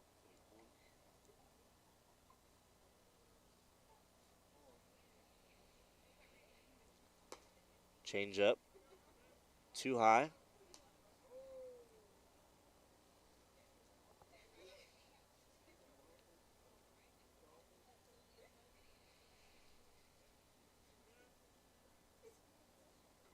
Holloman at first. Good speed over there.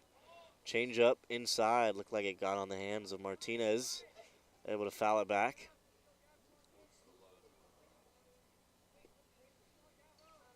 One ball and 2 strikes to Martinez. Runner at first with 2 outs.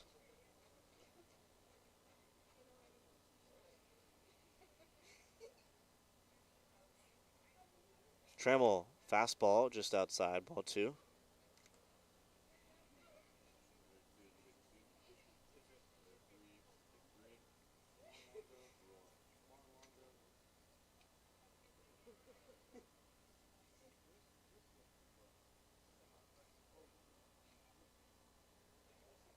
The 2-2, changeup.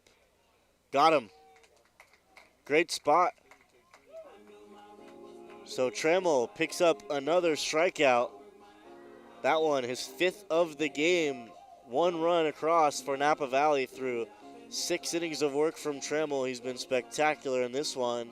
We head to the bottom of the 6th. It'll be Larson, Meadows, and Gala coming up next. I'm Caleb Morant. Thank you for watching Solano College Sports Network.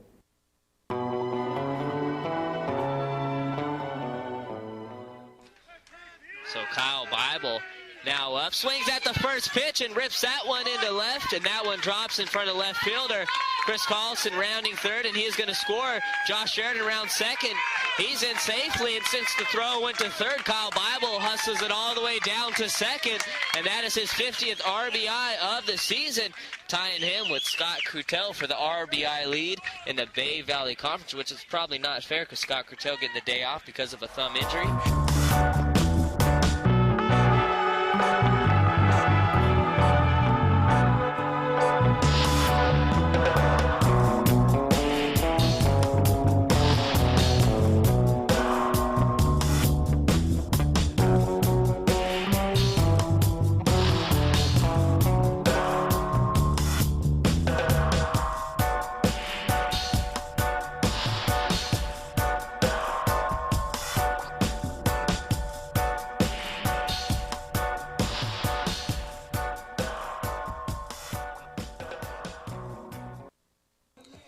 Welcome back for the bottom of the 6th. New arm on the mound for Napa Valley. It was Angel Cota.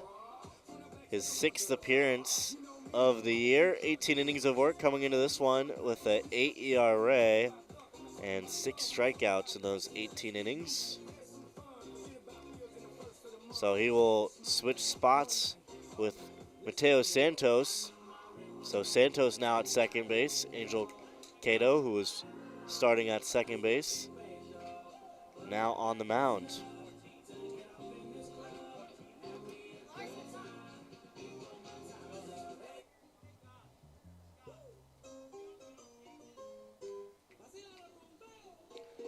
So top of the order up once again for Solano. Jimmy Larson getting his 4th plate appearance of the game here just in the 6th inning.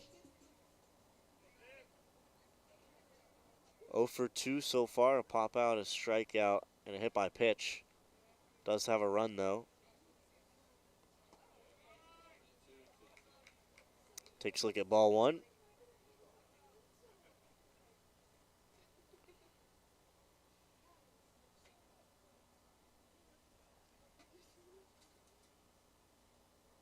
The 1-0, high fastball popped up, could be playable for McGowan, who's in at third base.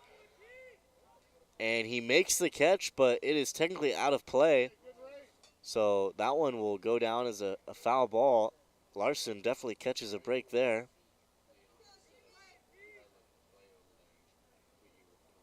So McGowan, who started out in left field, moved to third here. Able to get over there and make the catch in foul territory, but was technically in the out of play restricted area.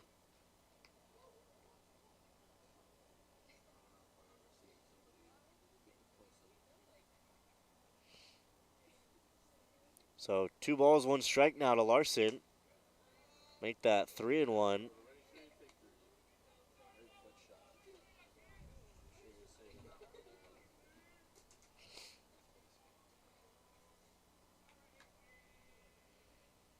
3-1. Fouled back.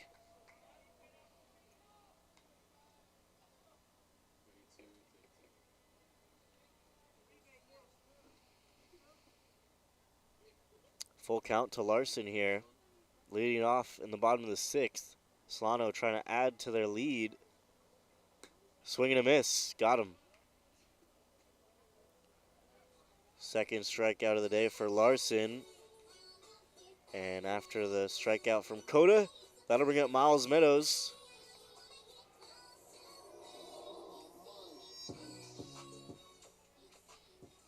Meadows 1 for 3 today. Base hit, strikeout, and a fly out.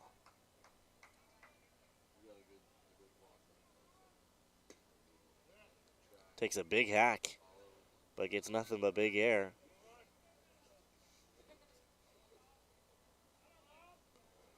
So Meadows looking to do some damage here based off of that swing. Good eye there. Takes the pitch upstairs for ball 1.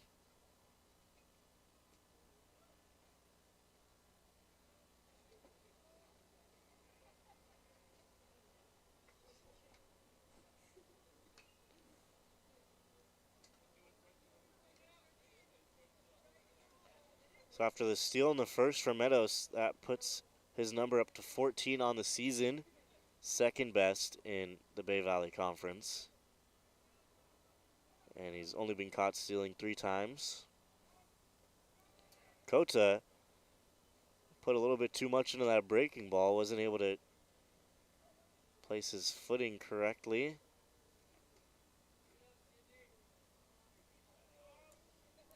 Two balls and 2 strikes to Meadows. Fastball, swing and a miss. Back-to-back strikeouts for Coda. And there's 2 outs.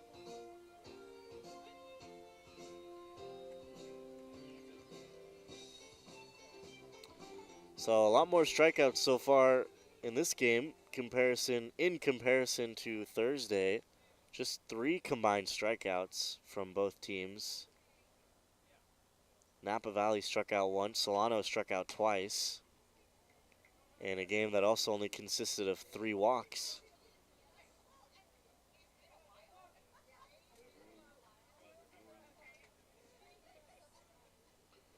So here's Gala.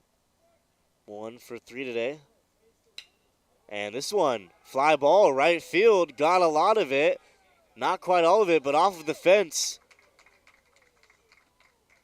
Gala in with a double as he gives that one a ride.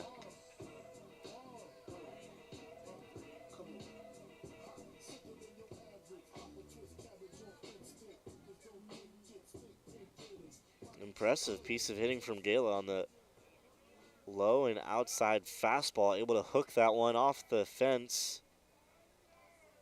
And about 340 to 350 feet in right field. Here's Connor Ross. 0 for 1 today. Has walked, been hit by a pitch, and grounded into a fielder's choice. Responsible for 2 runs today.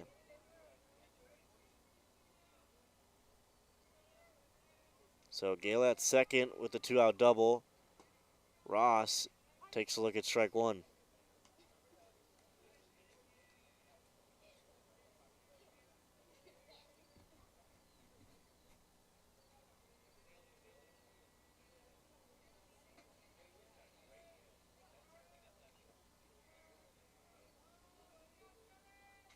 Connor Ross out of Napa High School, facing Napa Valley here. Fouls that one back, strike 2. And interestingly enough, when I was able to sit down with Coach Stover before the year, he did mention Connor Ross as the name to look out for this season as an incoming freshman. And he hasn't disappointed so far. He's been one of the best hitters in the conference.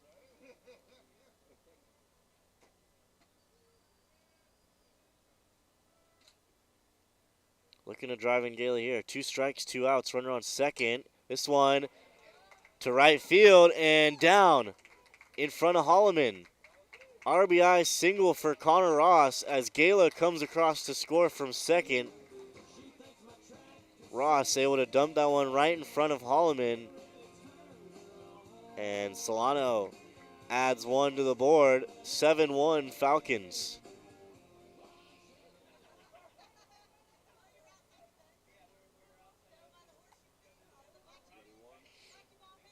th RBI of the year for Ross. Tied for second on the team in that department with Dylan Snyder. First pitch from Coda, low to Ryan Mitchell. Mitchell 0 for 3, couple of strikeouts. He's having a great sophomore campaign this year, hitting over 300.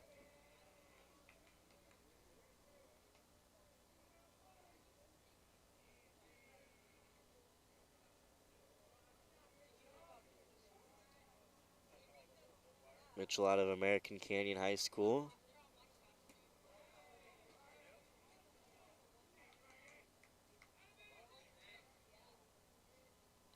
So 3 straight balls to Mitchell. Coda, who had back-to-back strikeouts to start the inning. And Ryan Mitchell, who is already walking down to first base, will have to pick his bat back up. That one was in there for strike one. 3-1 now.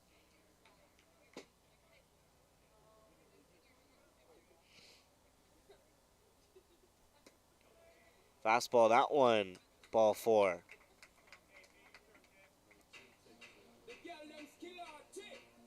So a double, a single, and a walk. 1 run across, and runners on first and second now, all with 2 outs.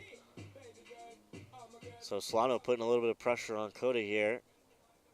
And right man at the right spot, Kevin Parker, RBI machine.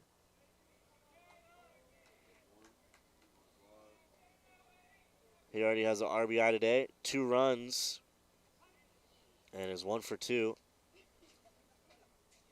He takes a look at strike 1.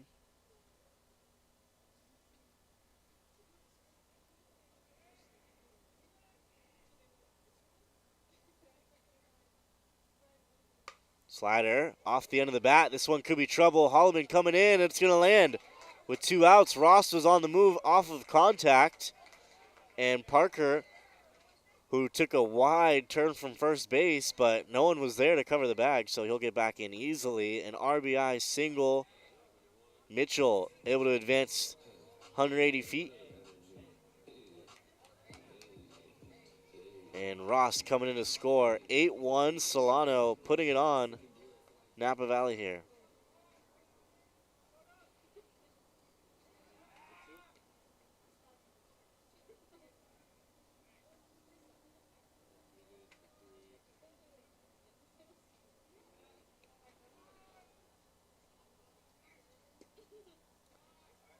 So after the RBI single, runners on first and third now. Still 2 outs in the inning as Jackson Bates will get an opportunity to hit here. 2 for 3 so far. 2 base hits and a walk.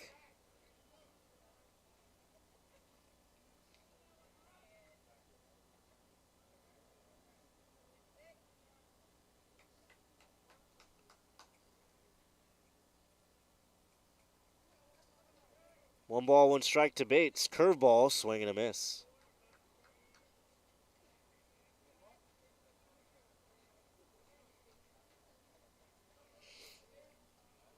1-2 now to Bates. Parker at first, Mitchell at third. That one in the dirt. Parker holds up at first.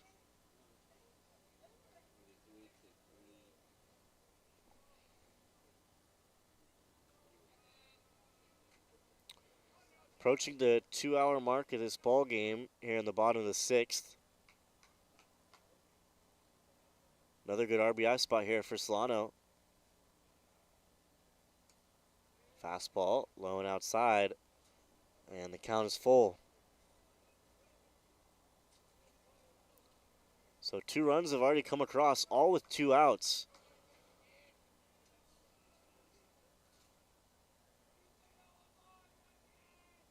The 3-2. Fly ball. This one will just stay in the park for out number 3.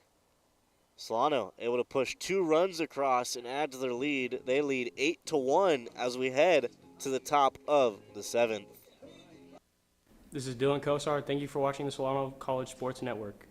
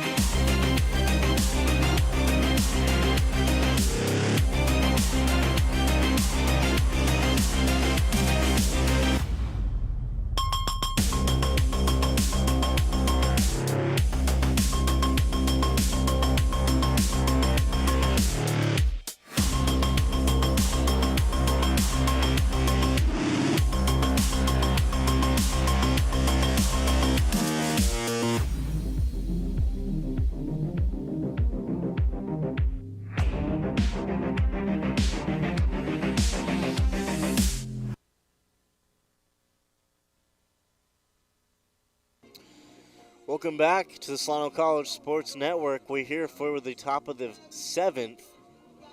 Solano up 8-1 as they add to their lead in the bottom half of the 6th, tacking on 2 more runs.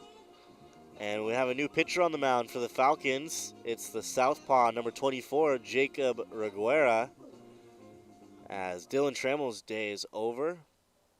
A fantastic one at that, as he's kept this offense in check. Just 3 hits given up through 6 innings of work. 3 hits, 2 walks, just the 1 run back in the first. And 5 strikeouts for him.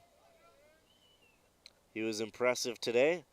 Now it's time for Reguera to pick up where Trammell left off. And a swing and a miss from the man who started out in left field, now playing third base, Peyton McGowan.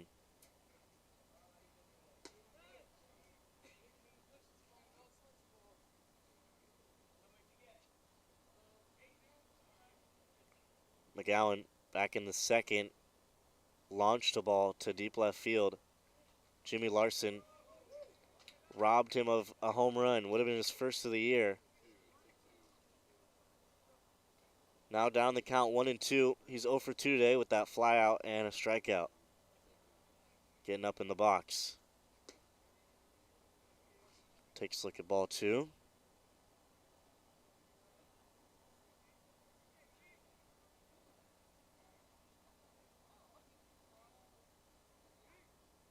The 2-2.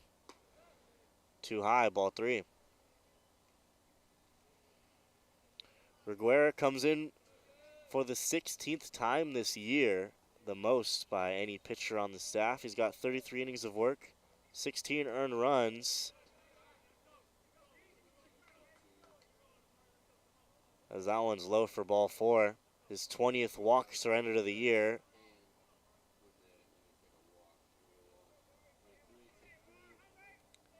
So Reguera comes in, walks McGowan. McGowan's 23rd walk on the year. He leads the Storm in that department, and he's off. So McGowan was off immediately on the move, but actually the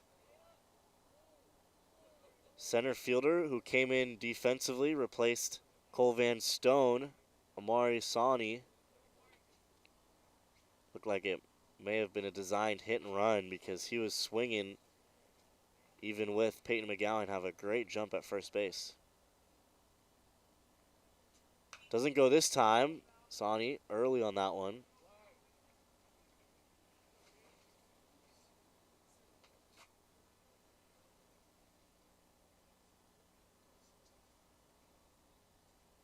So quickly 0-2 now.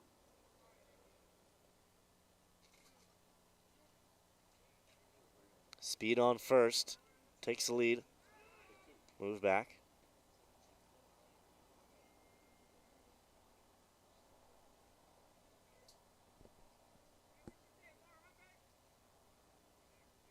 Sonny batting .375 on the season. Just 24 at-bats, though.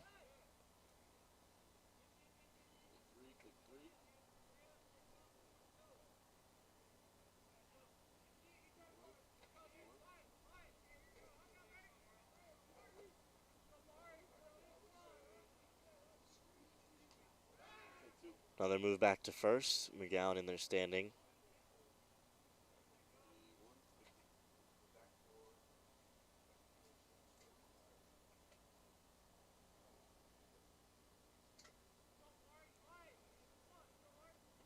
McGowan, he's gone. Good pitch to run on as it's in the dirt. Solany strikes out on the check swing, couldn't hold up. McGowan with another stolen base he adds to his total on the season, his 5th of the year.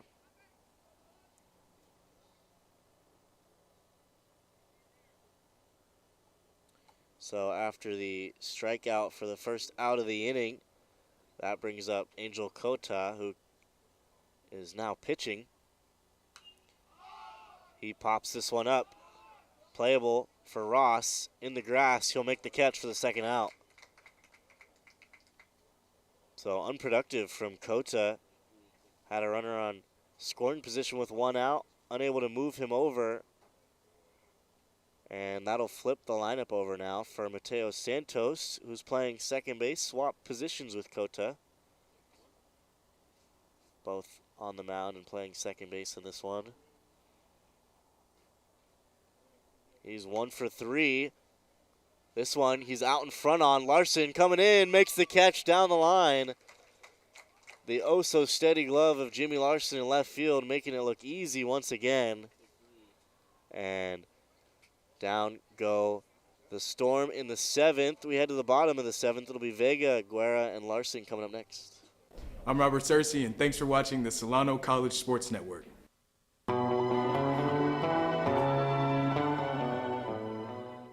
Usually comes out of the bullpen, been doing a little bit of both so far this year and been fantastic doing both areas. Sheridan rips the first pitch high, and the left fielder, Tyler Kozlowski, is watching that one go over the fence, and Sheridan takes Michael Andrews deep for the leadoff home run for Josh Sheridan.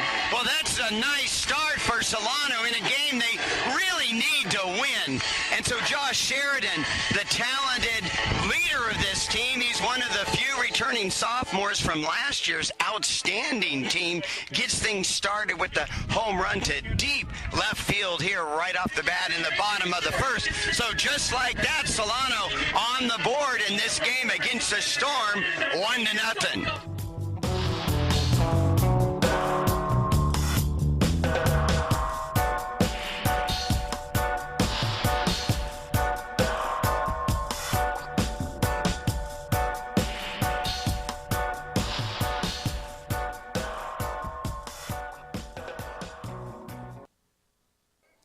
Ready for the bottom of the 7th. Victor Vega leading it off here. Solano, a 7-run lead. The offense has been potent today.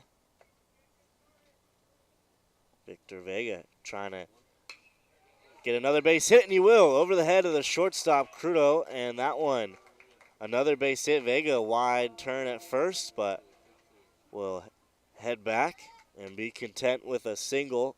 His second of the game, a 2-for-4 game for Vega.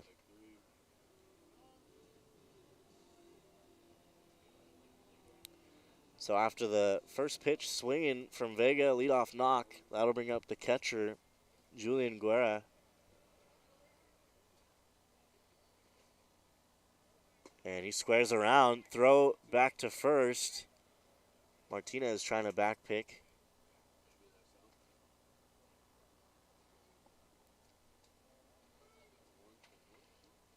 Not a super strong arm behind the dish for Martinez. Has definitely been spiking some of the throws.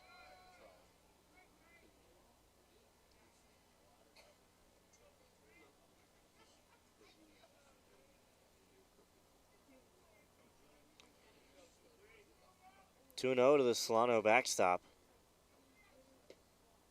Make that 3 balls, no strikes.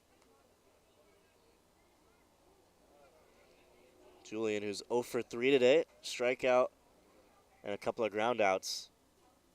And that one high, ball 4. So a base hit and a walk is how we start off the bottom of the 7th. And the top of the order coming up now for the Falcons.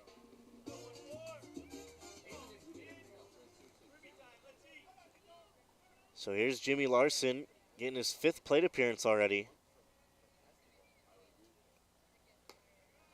That one way high, ball 1.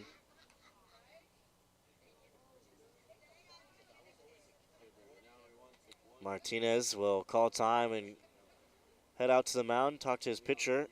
It's like Kota. Not really wanting a discussion right now. So Martinez heads back.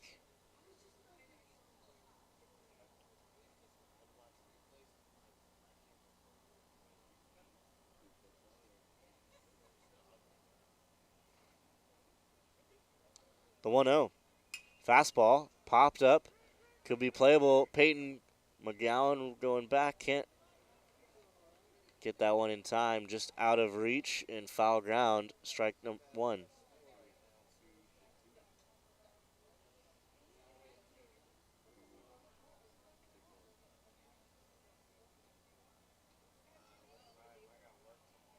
Runners on first and second. 1 ball, 1 count.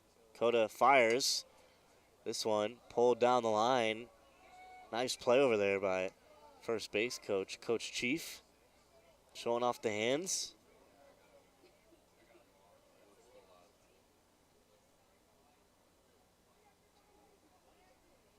One ball, 2 strikes on Larson.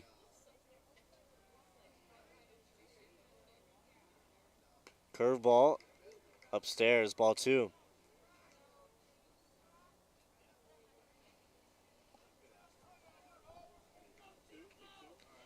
So Larson looking for his first hit in this one. Good spot here. The 2-2. Foul tipped, strike 3.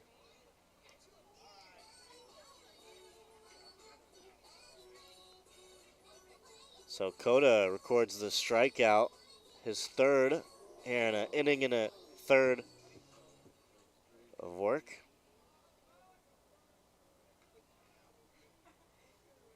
And in steps Miles Meadows.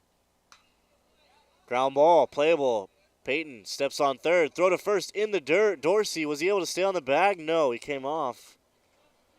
So 3rd baseman McGowan steps on 3rd for the 2nd out of the inning. But the throw just a bit offline for Dorsey over at first, and Meadows will reach base.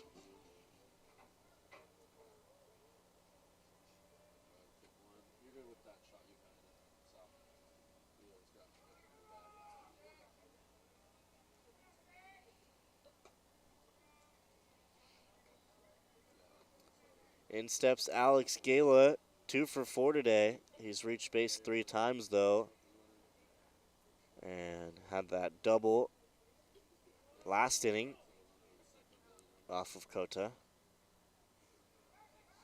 Moved to second.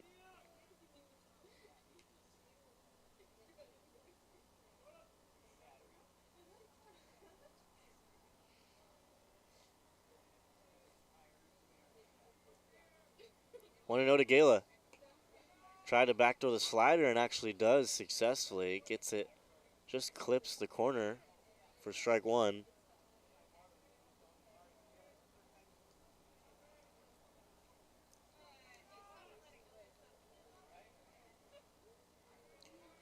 The 1-1 up top, ball 2.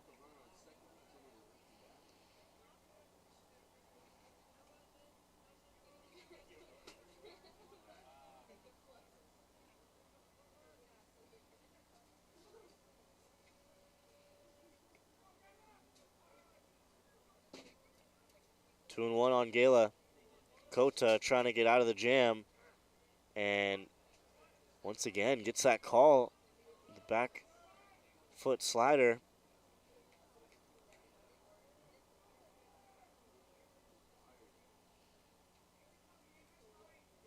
2 balls, 2 strikes. Gala still yet to get the bat off his shoulders. The pitch. Slider once again able to fight that one off.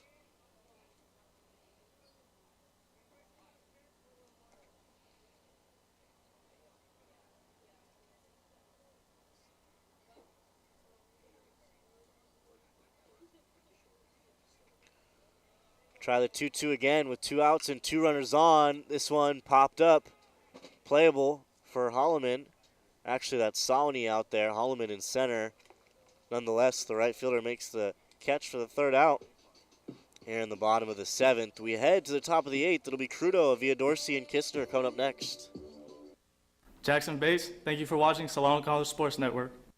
Dylan Tremmel, thanks for watching Solano College Sports Network. My name is Leon Fong, here to give you a sports update about women's volleyball with the Solano College Sports Network. They finished the season strong, 24-8 overall, and went undefeated, 12-0 in the Bay Valley Conference. They went to the Northern California Regional Playoffs, but were knocked out in the 2nd round by Sierra College. Moving on to some notable players this season. MVP of the Bay Valley Conference sophomore hitter Sammy Brown led the team in kills per set and was first in the Bay Valley Conference in total kills and hitting percentage. Freshman hitter Hannah Del Rio was 4th in the Bay Valley Conference in blocks per set, and also outside hitter Kelsey Murray Wall was 3rd in the Bay Valley Conference in kills and points and was 2nd on the team behind Brown in points scored. Headed by Coach Darla Williams, named Coach of the Year, they are looking to have a great season next year as well. That's all we have for women's volleyball. My name is Leon Fong, and this has been a women's volleyball sports recap. Thank you for watching the Solano College Sports Network.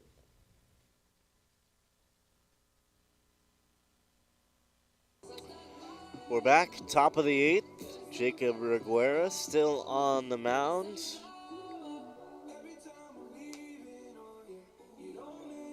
Solano up 8-1 in this one.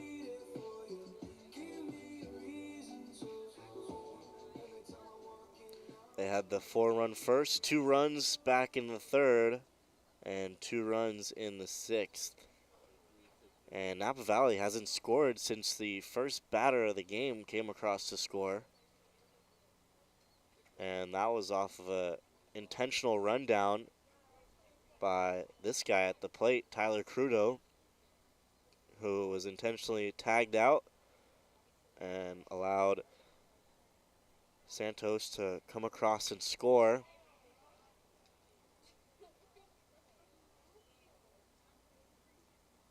Reguera had a 12-pitch inning in the 7th.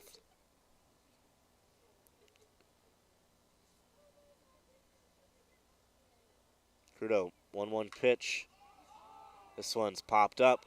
Playable. Meadows calls everyone off and almost overran it, but able to adjust and make the catch for the first out here in the 8th.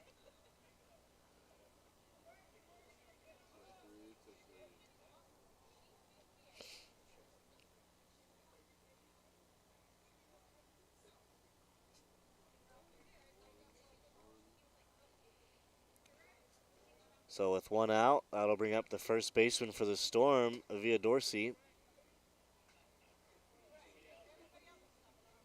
Takes a look at ball 1. He's 0 for 3 today with the walk. Pop out and ground out. 0 for 2 today with the walk.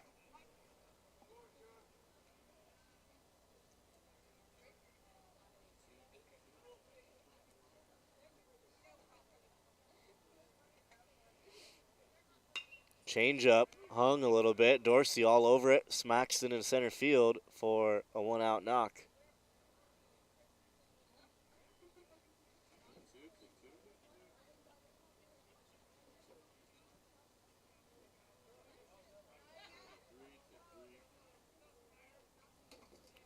Just the 4th hit of the game for Napa Valley today.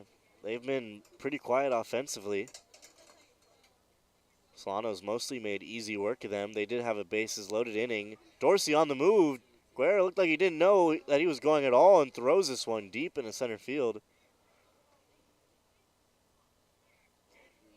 It looked like he was sort of unaware that Dorsey was heading down to second. sort of just panic threw that one down. And it actually looks like we're going to have a pinch hitter here. It's going to be Calvin Snyder, the outfielder, hitting for Forrest Kistner. Ground ball. Ross looks back the runner. Throw to first. In the dirt. Nice pick from Gala.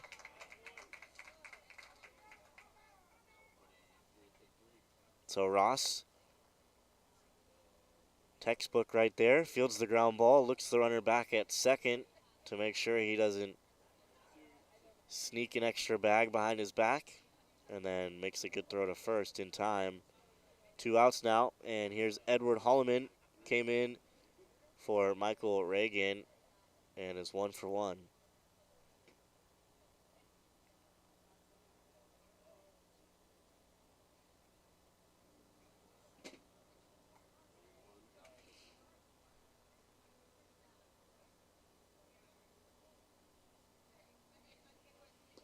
Swing and a miss. That one fell off the table. Holloman way on top of it and out in front.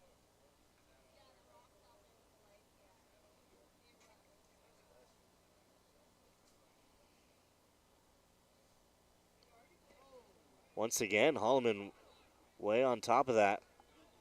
So 2 pitches, 2 swings and misses from Holloman here. Reguera looking for his second strikeout. And 2 innings of shutout ball out of the pen. And he fields his own position like an athlete he is.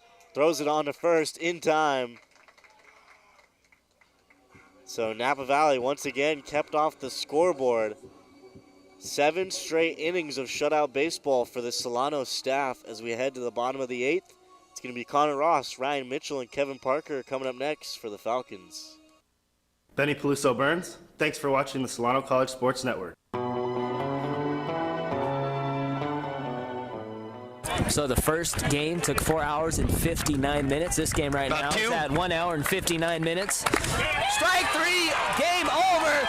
Chris Witchie. Sensational, complete game for Chris Witchie. Just what the Dr. Scott Stover ordered. Hey, Chris, go out and give me 9 innings, 1 earned run. Outstanding pitching performance for Chris Witchie. And that was that curveball. He just froze. Seen him there.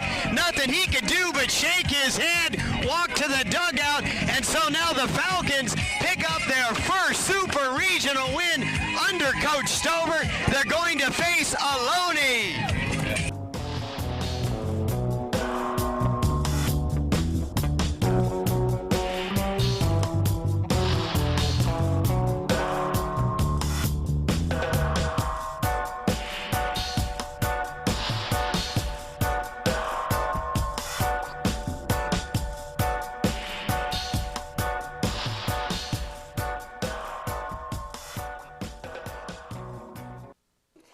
Bottom of the 8th, Solano up 8-1. Connor Ross leading it off for the Falcons.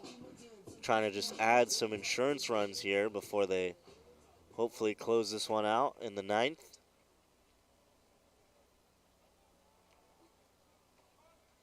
I say hopefully because there is an important statistic I have not mentioned yet. Fouled back, strike 1.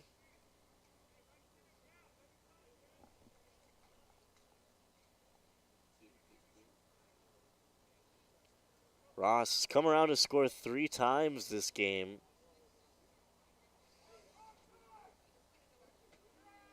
And Cota, once again, looks like he sort of lost his footing right there. Having trouble. We saw this on Tuesday, where actually Gregory Ryan had to come out like he sort of tweaked his ankle on the mound.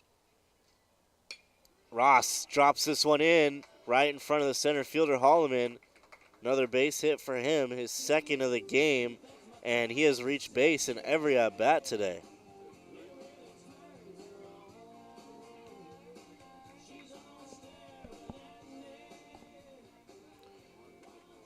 So Ross been on the bases all day today.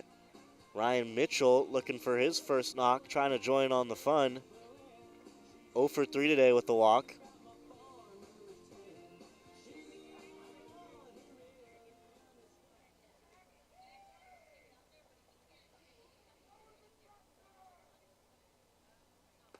Fastball. Top of the zone, strike one. Mitchell has definitely had some tough calls on him.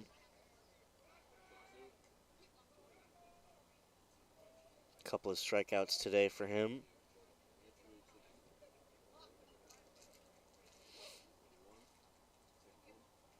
Ross, definitely a threat to steal at first.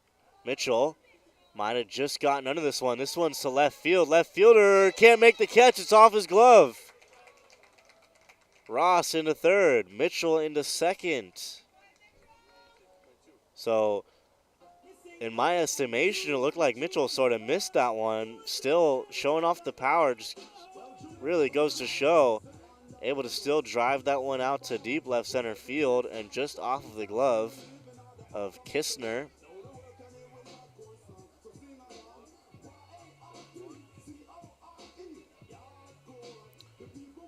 So now runners on second and third, and just once again, another great RBI spot for Kevin Parker. Just seems to always have runners on base when he comes up, and runners in scoring position, and seemingly always is the right man in the right spot and drives them in.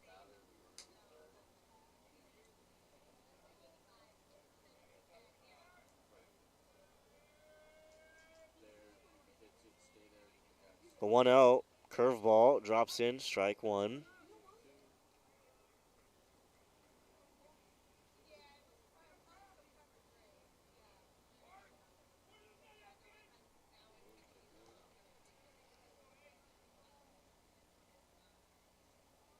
The 1-1 from Coda. Curveball outside, ball two.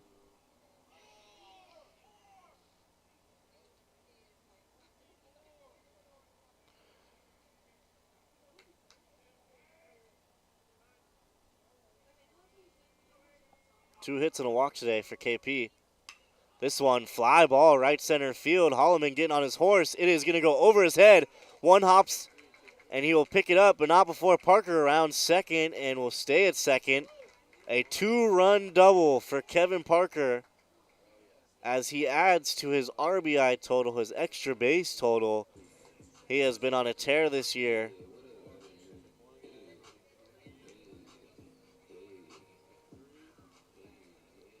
So Solano hits double digits here in the bottom of the eighth. 10 runs on the board for them. And there's still nobody out here with the runner on second. And it's Jackson Bates who gets another shot to hit here. Outside, ball one.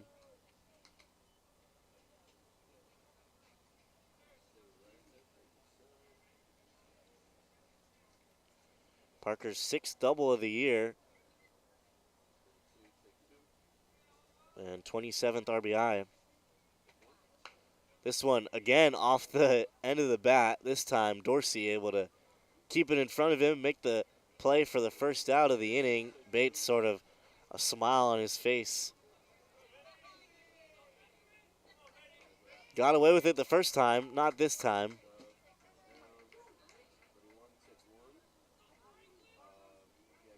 And here's a pinch hitter for Victor Vega coming in to play second base.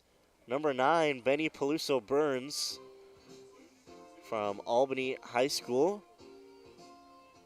Benny, a sophomore.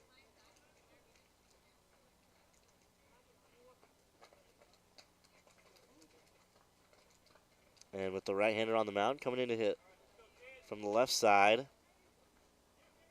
Been hitting from the left side for the last couple of years. Runner on third, one out. Takes a look at strike one.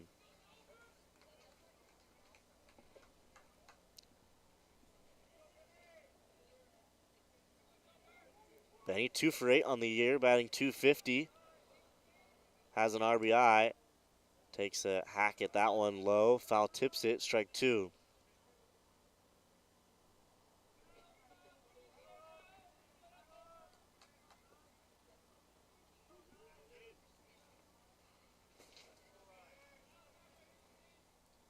No balls, 2 strikes. Curveball in the dirt. Good eye. Ball 1.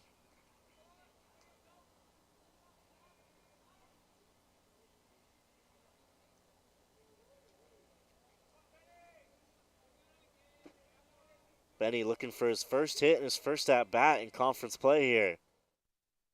A miss, down on strikes.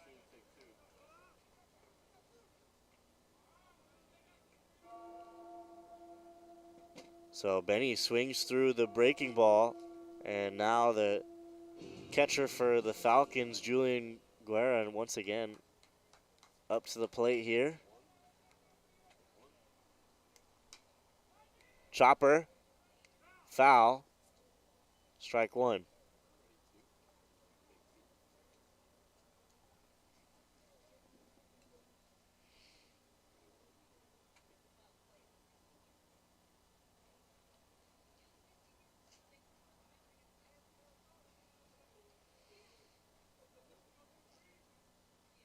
Oh, 0-1 to Julian. Curveball right there, strike 2.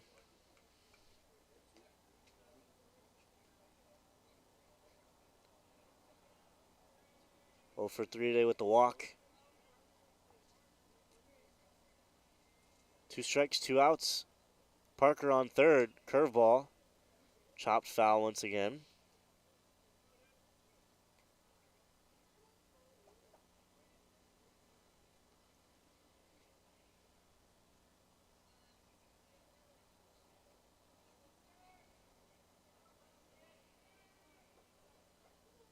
The 0-2 once again in the dirt, ball 1.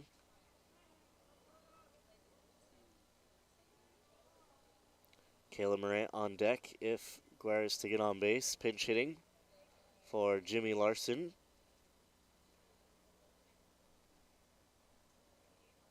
Outside, ball 2.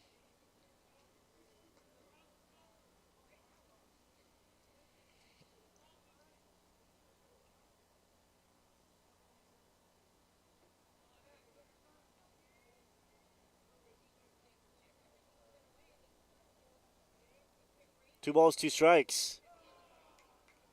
Another take. 3 balls, 2 strikes. So it was an 0-2 count. Now worked to a full count.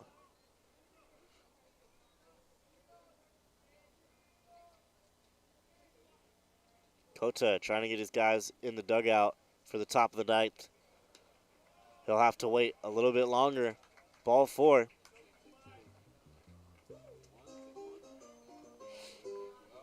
So 2-out walk brings up the top of the order, and a pinch hitter, Caleb Morant, coming in for Jimmy Larson.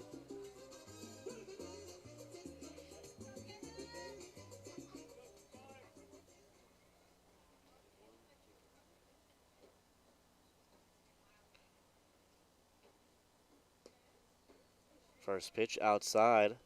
Ball 1 to Morant. Morant, freshman from Rodriguez High School. He's 4 for 26 so far this year.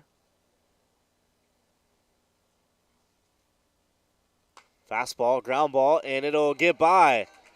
Out of reach for Crudo, an RBI single for Caleb Morant. Drives in Parker, and Solano a double-digit lead now as they're up 11-1.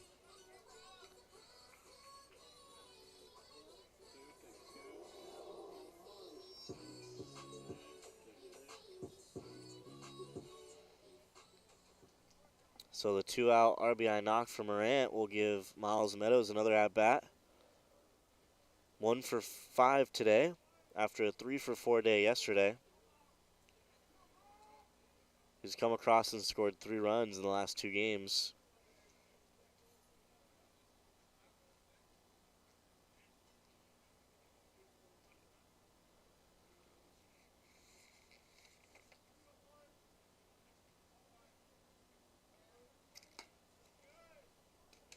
Two and 0 to Meadows.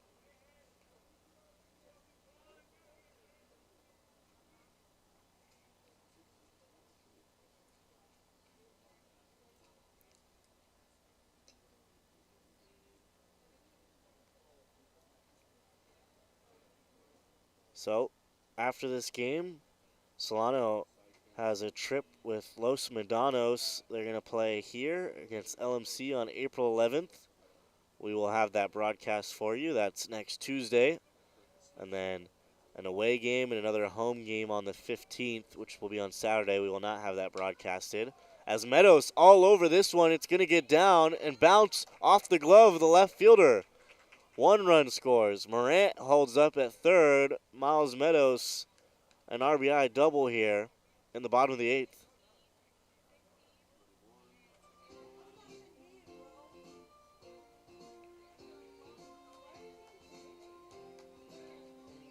So second extra base hit of the series for Meadows.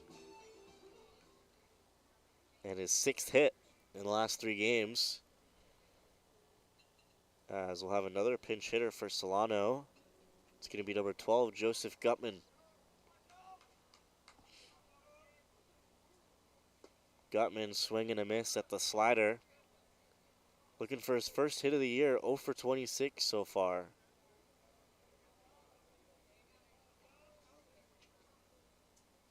Good spot here as Solano has had no trouble hitting in this one, but swings through a couple of sliders. Might have actually gotten Martinez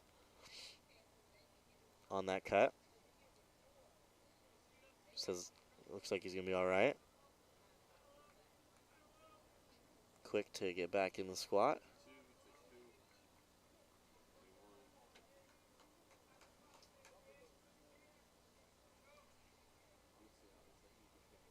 The 0-2 up top, ball 1.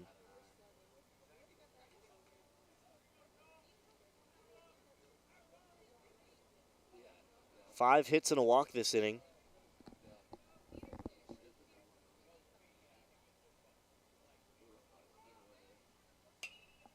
Ground ball.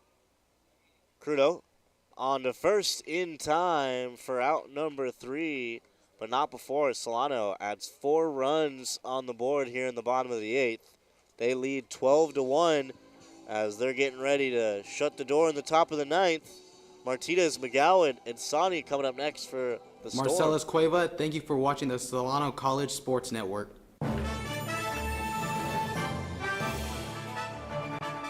Hey everyone, I'm Sal Gastelum, and this is your Solano College Sports Update. Today I will be recapping the Vanden varsity men's basketball season so far.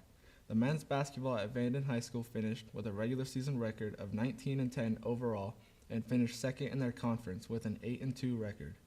Currently they are in the playoffs and have won 3 straight games. Vanden faced off against Sacramento in the playoffs just this past Saturday and lost 66-61, ending their run in the Sac Joaquin section playoffs. However, they are scheduled to play Priory and begin their run in the state championship tournament. The men's varsity team at Vanden has fought hard all season long and have a promising future to look forward to if they can continue to play well at the level they are playing. My name is Sal Gastelum, and this has been your Solano College Sports Update. Here for the top of the 9th, Solano up by 11 runs, trying to close this one out. Jacob Reguera still on the mound. 2 innings of work out of the bullpen for him as he came in to relieve Trammell in the 7th inning.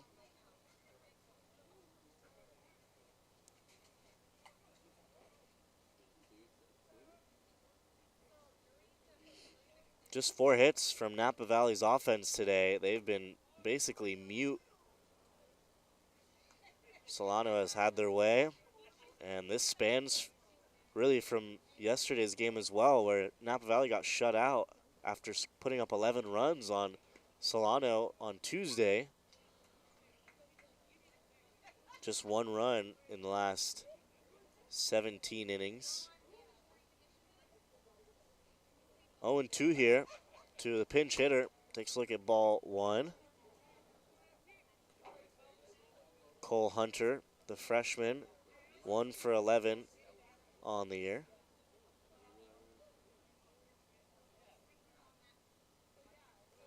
Breaking ball in the dirt. 2-2 now.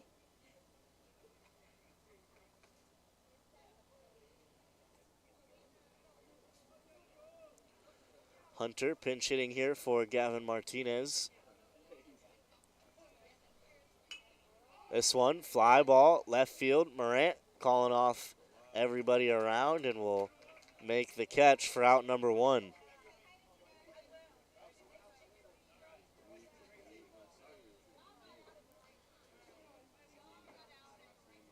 So a couple of changes here defensively. And after a couple of pinch hitters last inning, same left side of the infield, but Benny Pluso Burns at second. Trey Trias comes in for Gale at first, and Caleb Morant in left, replacing Jimmy Larson. 1-0 here to Peyton McGowan, who's played a little bit around the diamond this series.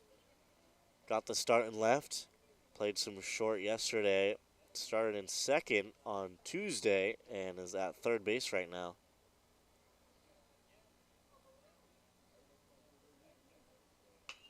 Ground ball, this one will get through.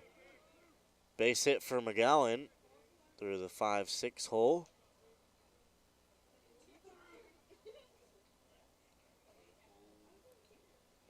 So he has a 1-for-3 day. Second time for him, he's been on base. And here's another pinch hitter, number 11, Hunter Graham, the sophomore who's probably been their best hitter of the year. Leads the team in RBIs, doubles. Takes a big hack at that one.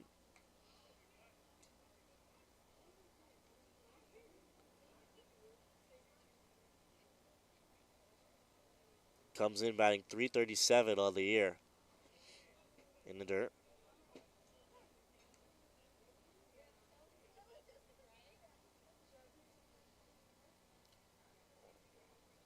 A lot of pop in the bat for Graham. He has a .700 slugging percentage and 7 home runs on the year.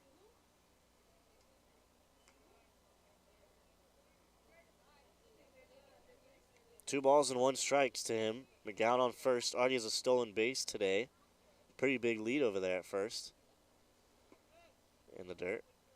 Ball 3. Probably not on the run with the scoreboard where it's at.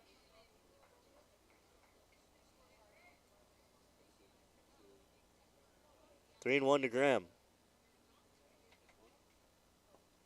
That one. Ball 4. So a base hit and a walk with 1 out here in the top of the 9th. And that'll bring up Angel Cota. Cota 1-for-3 today. Had a leadoff double in the 3rd, but his teammates weren't able to drive him in. And it looks like we'll have a pinch runner at first base for Graham. It'll be a pitcher, number 13, James Hogarth.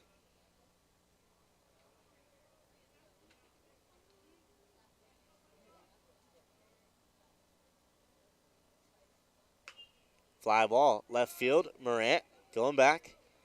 Camped under it, makes the catch. Runner tags McGowan. And it looks like Morant actually might have dropped it on the transfer.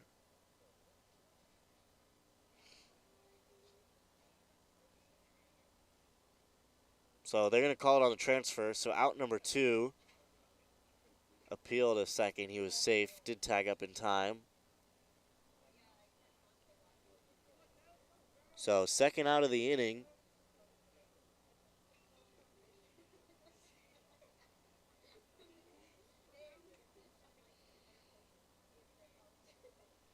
McGowan tags up, takes third base. First and third now, 2 outs, and Mateo Santos at the dish. 1-for-4 today. The only guy who has come across to score. Fly ball right field. Mitchell shields the sun, makes the catch. So Solano off the schneid, their first win here on the Solano College Sports Network in the 2023 season. Some people said they couldn't get it done, but they did. Now 1-5 here on the network, but 7-5 in conference play, itching closer to LMC, Laney, and Marin, who are all tied at 8-3. Going to be a crucial series next week against LMC, who has been really good all year, and some familiar faces on that team. So final score of 12-1. Solano wins the rubber match, and they win another series, their third of the year in conference play. And we will have baseball next Tuesday. Solano versus LMC. That'll be our next broadcast. My name's Cameron Anderson. Thank you all for watching here on the Solano College Sports Network, and we look forward to catching you soon.